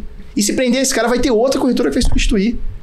E mesmo que não tenha corretora, a gente tem um mundo descentralizado. Assim, acabou, é um negócio imparável. O Estado não para mais. Fechou. E você, Marcelo? Não, concordo plenamente. Acho que o Estado tá errando, né, na estratégia com o que o Gary Gensler tá fazendo. Se é pessoal ou não sei, mas eu acho que é um erro grave do Estado fazer isso, porque... Como o Felipe tá falando, é imparável. É imparável porque é uma tecnologia totalmente descentralizada. Quem que eu ataco? Eu vou parar essa mineradora aqui, entra outra. Vou parar esse cara aqui, tem um monte de nó. Eu tenho um nó rodando na minha casa. Você tem que ir em todos os nós do mundo inteiro, milhões de pessoas de forma descentralizada para acabar com isso. Não tem como acabar. Entendi. Você não consegue parar totalmente. Você consegue dificultar, mas não consegue parar totalmente. E quanto mais eles apertarem, principalmente o mundo que ainda é possível ser regulado, que são as corretoras centralizadas, mais nós todos vamos para os descentralizados, que são imparáveis totalmente. E eles, no final das contas, estão reforçando... Estão acelerando o processo. Estão acelerando o nosso processo de descentralização e de perda de poder do Estado contra isso. Que precisa disso. Cabral, me dá mais 30 segundos? A Coinbase, o Brian Armstrong, que é o CEO da Coinbase, que é essa que está sendo atacada, num ritmo um pouquinho menor do que a Binance. A Binance, eles estão indo mais para cima.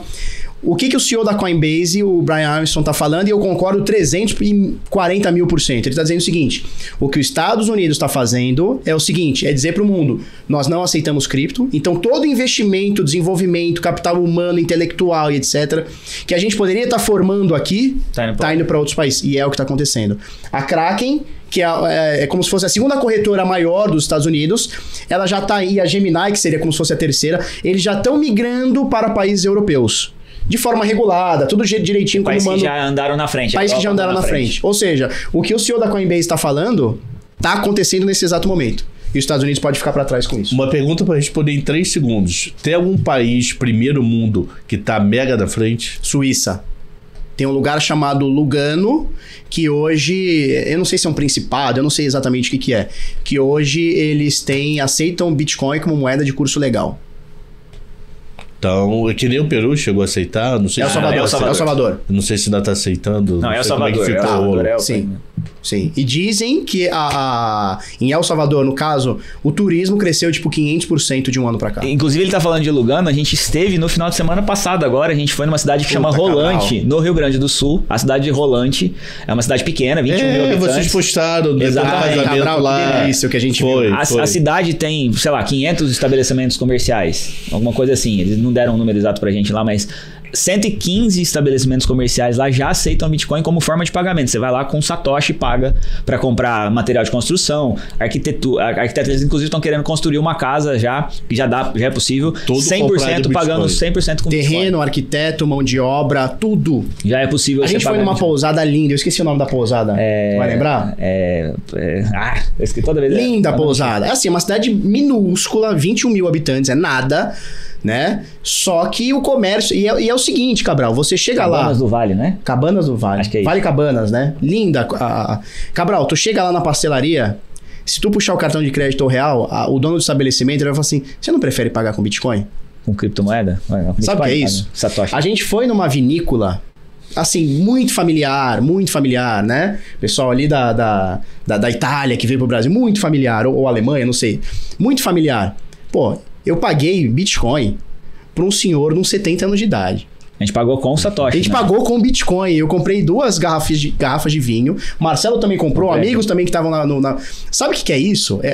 E assim, muita gente fala o seguinte, mas a cidade é 21 mil habitantes e tal. El Salvador começou a mesma coisa. Hoje, El Salvador tem moeda de curso legal porque começou num vilarejo com 3 mil habitantes chamado El Zonte.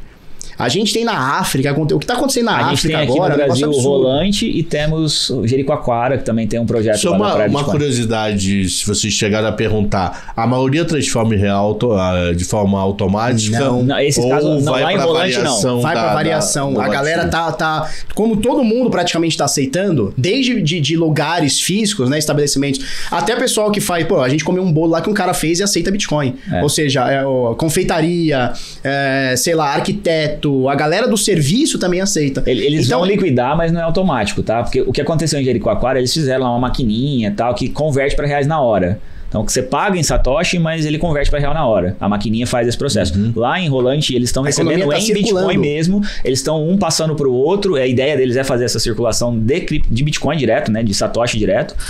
Que alguns deles, obviamente, transformam em real. Porque se você é um fornecedor, se você comprar em real, não tem jeito. Mas eles estão tentando circular mesmo, um pagando já com o outro, já direto em Satoshi. Os lugares que a gente pagou em Satoshi, ele recebe em Satoshi e fica em Satoshi na conta. Ele tem que ativamente ir lá e liquidar depois. Entendi. Se quiser. Se quiser. Assim, absurdo.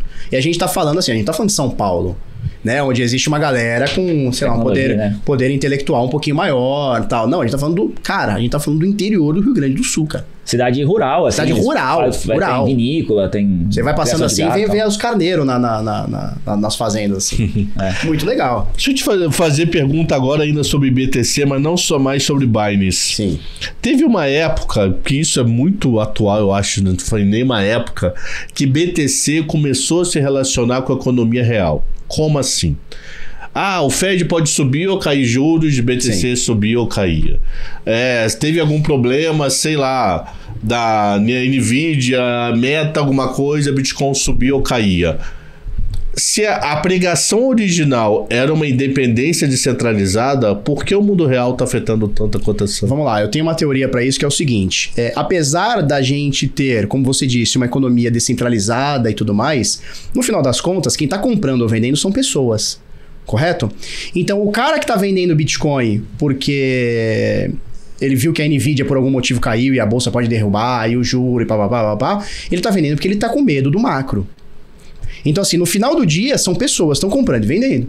E se o cara tá com medo da economia, ele vai buscar liquidez de alguma forma, ele acha que o mercado vai cair. E aí eu entendo que vira uma profecia autorrealizável. Se todo mundo acha que vai cair porque o Fed subiu juros, o negócio vai cair, porque todo mundo começa a vender. Só que tem uma falha nessa sua premissa.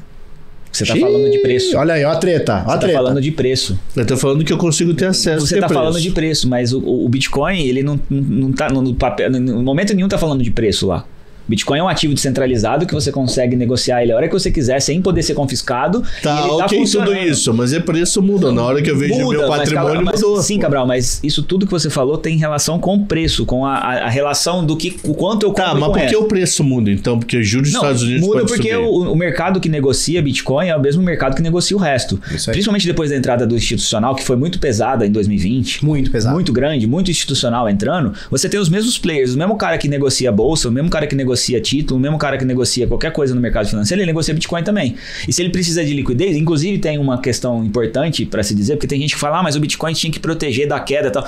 O Bitcoin, ele funciona 24/7, ele não tem fechamento que nem na bolsa. Se começar a dar uma cagada geral, a bolsa, o cara vai lá e aperta um botão lá e fecha todo mundo. Não pode mais negociar. Fiquem calmos, vocês estão muito nervosinhos, vou parar aqui. O Bitcoin não tem isso. E se você precisa de liquidez agora, porque tua posição lá na bolsa vai te ferrar na segunda-feira, o Bitcoin você tá lá para poder vender e comprar ele a hora que você quiser. Você consegue liquidez a qualquer momento. Isso tudo, junto com o mercado institucional trabalhando. Imagina o seguinte, Cabral, antigamente, até hoje é assim. Se você é o dono do banco lá, o Big Short lá, ou aquele filme lá, como é que chama outro filme? É o Dia Antes do Fim lá que eles chamam, que exatamente conta essa história aí. O que o banqueiro fez lá naquele final de semana lá de 2008? O mercado de títulos de hipotecários está quebrando. O que a gente vai fazer? Cara, vende na segunda-feira, abriu a bolsa, vocês vendem na cabeça do mercado aqui porque a gente quer se salvar. É a história que conta lá nesse filme. Que foi uma história que a gente sabe que é verdadeira, né? Se fosse no Bitcoin, ele já poderia começar a vender no domingo. Ele não precisava esperar a bolsa abrir na segunda. Então você tem um ativo ali que os caras que já têm informações privilegiadas, eles podem negociar ele no dia antes. Eu preciso vender, começa a despejar antes. Aí você vai ter mesmo tanto uma relação de correlação, né, com o mercado financeiro tradicional, porque são os mesmos players, quanto uma volatilidade mais alta, porque também não tem essa proteção. Não tem como você dar um circuit break no Bitcoin, né? Fechado. Pergunta clássica que eu já sei a tua resposta, mas eu não sei do Marcelo. Tô tão previsível assim? Não, é que você fala muito disso. Tá. Nós temos, sei lá, 10 mil moedas. Sim. 8 mil moedas. Não, 25 mil. 25 mil. Cada dia nasce na tua cabeça só presta Bitcoin. Não. Eu já vi você falando isso. Como moeda, sim. Como meio de pagamento, reserva de valor, sim. Mas eu entendo que a criptoeconomia, ela não se baseia só em meio de pagamento. Sim. Existem seguros, existem derivativos, existem o comércio, existe um monte de coisa. Existe financiamento que o Bitcoin hoje, ele não serve para tal. Então eu consigo ter hoje algumas blockchains que são específicas, que é o que a gente chama de contratos inteligentes, os smart contracts, onde você consegue on-chain, ou seja, através da blockchain, garantir anonimidade e garantir o funcionamento de determinados produtos ou serviços. Por exemplo, eu posso hoje... Por exemplo, a CFTC/SEC estão fumando a Binance por conta de produtos regulados e não regulados. Eu posso entrar no mercado descentralizado Através da web, eu entro via computador e tudo mais, celular. E eu posso vender um ativo que a SEC diz que não é legal. Ou que a CVM brasileira diz que não é legal. A Binance deslistou um monte de coisa essa semana aí por conta dessas 25 mil moedas, ela chegou essas aqui não pode mais. Essas aqui eu não posso mais negociar por causa desse problema. No mercado descentralizado a gente consegue. Isso não existe, eu negocio. Então assim, pra mim, o que a SEC ou a CVM tá dizendo se a moeda XYZ é boa ou é ruim, pra mim que se dane. Mas sim, pra mim, Bitcoin é a única moeda. É a única reserva de valor, se é que a gente pode falar de reserva de valor com tanta volatilidade. É o único meio de pagamento. Meio de troca. Mas existem outras coisas além disso. Eu vou um pouquinho além, assim. Eu concordo com o Felipe, a única moeda e tal. É que o Bitcoin é o mais descentralizado dentre as criptomoedas. Ele é o que tem mais tempo de existência e a gente chama isso de efeito de rede. Então, assim, dificilmente você vai ter uma outra moeda que tenha a mesma proteção que o Bitcoin te dá com relação a vários desses aspectos que a gente falou aqui agora. Né? Não tô falando de preço, tô falando de proteção da inconfiscabilidade, de você não ter um ente para você atacar diretamente, por exemplo, que você não tem um dono, o Bitcoin não tem dono. O Ethereum não tem dono também, mas ele tem um cara que é muito predominante ali. Você tem o caso da Cardano que você perguntou mais cedo. É o Satoshi conhecido, né? É o Vitalik, é isso, é o Satoshi conhecido. É o Vitalik lá, você tem o Charles Hoskinson, que é o cara da Cardano. Esses caras, eles têm uma predominância sobre o que acontece nesses projetos muito grande. Então você poderia atacar esses caras e de alguma forma atrapalhar o funcionamento desses projetos, né? Não dá para parar também, mas você consegue atrapalhar mais do que no caso do Bitcoin, em tese. Então o Bitcoin ainda principalmente quando você fala, por exemplo, todo esse negócio da SEC contra a Binance, não tem uma vírgula falando de Bitcoin ali. Nada. Porque Bitcoin não é valor imobiliário. Não tem nenhuma característica que se transforme em valor imobiliário. Não é valor imobiliário hoje. O entendimento pode mudar daqui a uma semana. Se mudar no processo atual. Não, mas se você pegar o que é valor imobiliário, o Bitcoin não se encaixa nesse Ele pode se encaixar, tem uma brecha nisso. Tem uma brecha? Tem. Eita. Sabe por quê? Qual parte que é essa? Eu não tô sabendo. Por exemplo, eles podem indicar... Lembra que a gente falou que o Satoshi Nakamoto, ele minerou 1 milhão e 100 mil moedas? Eles podem dizer que aquilo foi uma pré-mineração, que não foi, eu entendo como não foi, mas eles podem dizer que aquilo foi uma pré-mineração e, portanto, sei lá, de alguma forma... Mas você sabe que assim, o primeiro bloco, ele é imutável, ele é inegociável. Ele tem uma regra que o Satoshi colocou lá, que no primeiro bloco, as criptomoedas que estão ali, que são os primeiros 50 bitcoins que foram criados, né, é impossível você mexer neles. Então, assim, até isso foi feito. O Satoshi, quando fez lá, pensou nessa história. Porque, assim, os primeiros... Porque, assim, ó, eu tô ligando agora. O primeiro eu posso mexer. Ninguém pode mexer. A partir dali, qualquer um outro poderia minerar também e fazer. Mas você entende que é uma narrativa que eles podem falar? Sim, é uma narrativa que dá pra fazer. Mas, por enquanto, não... Por enquanto, não. Mas, assim, pode mudar o entendimento amanhã. Pode. O que eu acho... O que tá acontecendo com esse negócio da SEC? Então, assim, é um ataque à criptoeconomia. Primeiro, eles vão na Binance e na Coinbase. São as duas maiores corretoras do mundo. Então eles estão indo direto nas cabeças. Na minha visão, tá? Eles já deram a entender. Eles vão atrás do Ethereum, que é a segunda maior criptomoeda, segunda maior blockchain que a gente tem. Onde tem um rosto, existe o Vitalik Buterin, que é canadense, inclusive. Eu não sei, ele é russo ou canadense? Ele nasceu na Rússia? Uma das duas coisas. Ele vive no Canadá, ou vice-versa, tal. E depois disso, eles vão vir pra cima do Bitcoin. É o entendimento que eu tenho, tá? Se eles vão ter sucesso ou não, aí é história. Mas eu entendo que eles vão vir pra cima. E eu acho que eles virem pra cima vai ser... Não, vai ser a cereja do bolo. A cereja do bolo que a gente precisa. Tudo que foi proibido, nunca... Porque tem isso, acho que você fez uma pergunta mais cedo, né? Esse negócio de regulação, proibir. O que foi proibido, Cabral, na história que pararam de fazer? Você tem bebida nos Estados Unidos, na lei seca... Não pararam de vender bebida, né? Só ficou mais caro. Droga. Você tem droga, que até hoje é proibido no Brasil, e eu nunca vi ninguém que quisesse comprar que não tenha conseguido.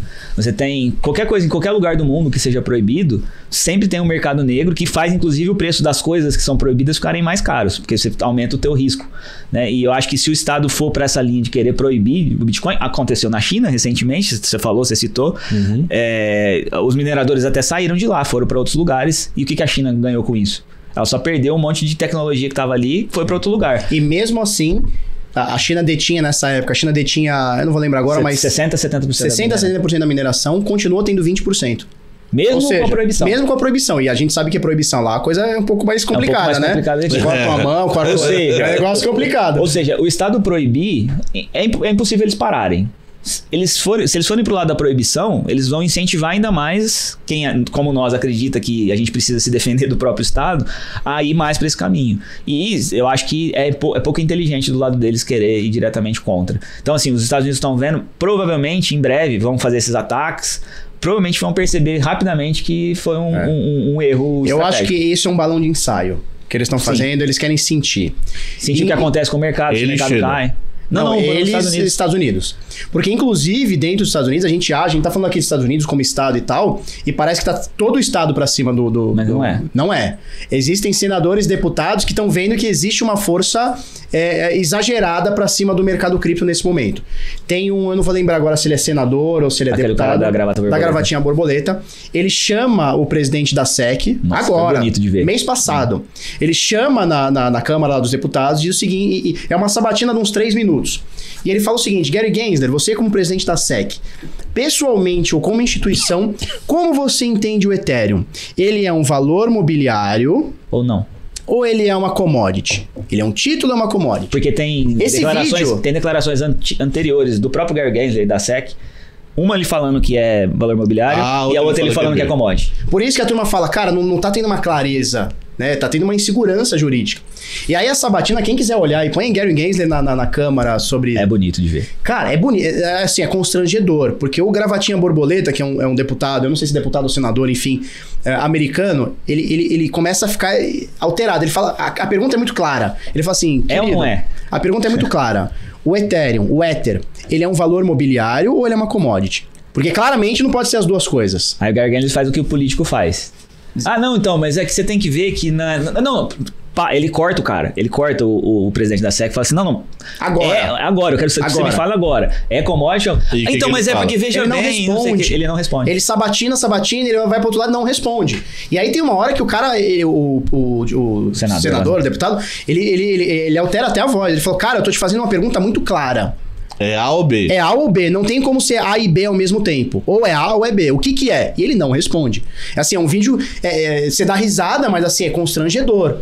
É constrangedor. E é a realidade. Porque são 5 minutos de sabatina que o cara... Ele se fecha e não responde.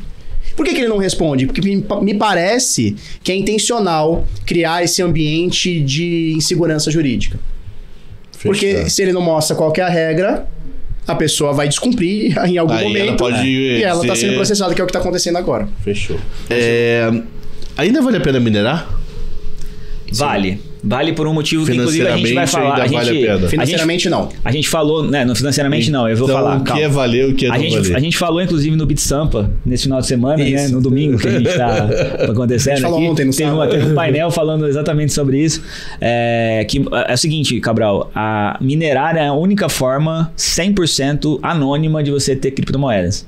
Porque, assim, se você não tem criptomoedas, você precisa comprar de alguém, certo? Uhum. Então, eu vou lá, vou ter que ir numa corretora, vou ter que ir em uma pessoa. Essa pessoa, seja quem for uma pessoa só, vai saber quem sou eu e que eu comprei criptomoedas, certo? Então, você não consegue ficar 100% anônimo comprando criptomoedas. Quando você minera, apesar de financeiramente não compensar necessariamente... No Brasil. Tá. Minerar no Brasil não compensa Bitcoin, pela energia. Pelo custo energético. Custo de importação de equipamentos. Tem mais coisa. Tem um monte de coisa, mas aluguel, não compensa. Do espaço, etc. No Brasil não compensa. Não compensa financeiramente. Ou não compensa agora, porque pode ser que mais pra frente o Bitcoin se valorizando mais pode compensar ou não. O fato é que... O custo energético diminuir, né? O fato é que eu consigo, através da mineração, ter bitcoins absolutamente anônimos. É impossível você ligar um bitcoin que foi minerado com o equipamento que você colocou num lugar a você pessoa física.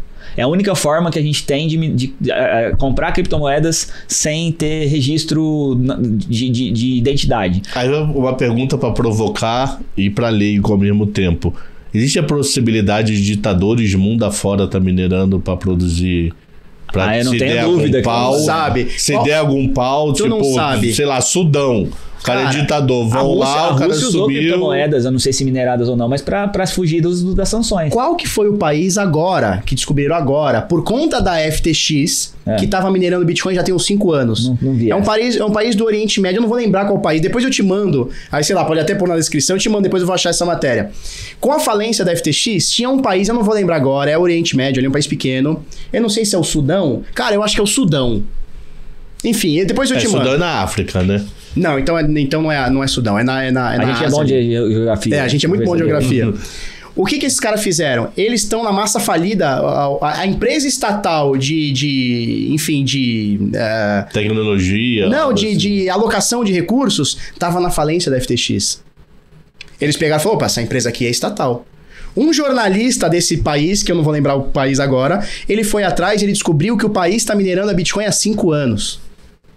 Eles têm Bitcoin minerado na época que o Bitcoin custava $3.000. E tá guardado. E tá guardado e os caras estão minerando. E quem sai na frente, a gente, pelo menos a gente... Isso pode ser... Desculpa te cortar, Marcelo. Pode ser um ditador do país, ó, minera aí pra mim, se der droga, se revolucionar o país, eu vou pro mundo e tô com... De novo, a Rússia usou criptomoedas pra fugir das sanções que foram criadas ali quando eles começaram a guerra lá Ucranianos, e tem histórias que arrepiam de ucranianos ali... Agora a coisa tá um pouquinho mais normalizada. E russo, né? Os dois mas assim, tem história de ucraniano que comprou um carro com Bitcoin, carro, né? Que comprou e para poder sair do país ali pela Polônia, alguma coisa. Jornalista, né? Então, mas aí você tá falando de pessoa física. A gente tá falando da Rússia como país utilizando criptomoedas para fugir da sanção que foi aplicada. Sim. Então, não sei se eles mineram, provavelmente sim. Assim, no nosso entendimento como entusiastas de criptomoedas, a gente entende que os países que saírem na frente vão se beneficiar muito. O caso de El Salvador é um deles. Eles estão acumulando Bitcoin, comprando Bitcoin, provavelmente minerando, estão querendo fazer lá uma usina de mineração em cima do vulcão que tem lá, inclusive, e as pessoas fazendo, eles estão saindo na frente. O turismo lá cresceu, eles conseguiram fazer o país ficar mais seguro lá, com investimento em segurança e tudo mais. Isso tudo faz com que esse cara esteja na frente. Imagina num mundo onde o Bitcoin valha, sei lá, $10 milhões cada unidade. Um país pequeno que tenha feito uma mineração acumulada se tornaria possivelmente, sei lá, o país mais rico do mundo numa situação dessa. E mineração 100%, não sei qual que é o termo, mas ela é 100% o coeficiente energético, ele é 100% renovável. ESG. Por quê? Porque através da parada do vulcão, eles estão minerando com a parada do vulcão, ou seja... Energia produzida pelo vulcão. E tem mais uma coisa sobre El Salvador, eles estão criando um negócio chamado Bitcoin Bonds. Ou seja, você pode comprar títulos, ou seja, você pode financiar o governo El Salvadorenho, né? Através de Bitcoin. Isso vai trazer muito dinheiro para eles e isso tira um pouquinho da morosidade, né, da burocracia. Porque se você quiser entrar num país, tem que de alguma forma criar uma conta, levar o dinheiro para lá. Com Bitcoin, eu posso comprar um pedacinho desse título, R$100, $100, $50, financiar o Estado e receber um percentual sobre isso. Não que eu vá fazer, mas existe a possibilidade. Meu irmão, eu tinha muita pergunta. Tinha, assim, pra mais 1 hora de programa fácil aqui. Então é bom ficar com gosto de verdade. Pra completar essa 1 hora. Vamos esperar mais algumas semanas aí, a gente vem fácil. Então agora sim, pra terminar, Marcelo, onde eu te acho? Todas as redes sociais. Marcelo com 2 L's, meu nome é com 2 L's. Marcelo Paz, P-A-Z. Você vai me procurar e você vai me achar no Instagram, no YouTube, no TikTok, no Twitter. E você tem o programa todo dia às 4 horas da tarde? Todo dia às 4 horas da tarde no YouTube e nas outras redes sociais. Todo dia de segunda a sexta, né? Segunda a sexta é porque também a gente não... E é um programa para falar sobre Bitcoin. Eu falo sobre macroeconomia, sobre o mercado de forma geral e com foco mais em criptos. Fechado. Felipe. Você me acha, você pode procurar aí Felipe Escudeiro ou Bitnada, B-I-T-N-A-D-A, né? O Bitnada. Eu também faço um programa um pouquinho depois do seu. Que horas termina o seu de manhã? Por volta de 8. 8h30. Então, pessoal, não precisa... Só toma um café, faz um xixi, liga no Bitnada, das 8h30 até umas 10 horas, tal, 10h30. Uma hora e meia também do... 1h30, às vezes eu chego a 2 horas lá, falando especificamente sobre criptomoeda. Não tenho esse conhecimento de vocês de macroeconomia, mas falo especificamente de cripto. Fala também. Então eu procuro o que no Bitnada. YouTube? Bitnada. Isso. E o evento esse final de semana? Como que tá acontecendo? Cara, tá maravilhoso. A gente tá indo bem pra caramba. Então, assim, mesmo no bear market, né, que é o que a gente acredita que estamos passando agora, a gente tá conseguindo colocar muitos brasileiros novos nesse mercado, né? Quando eu digo nesse mercado, eu digo em entendimento.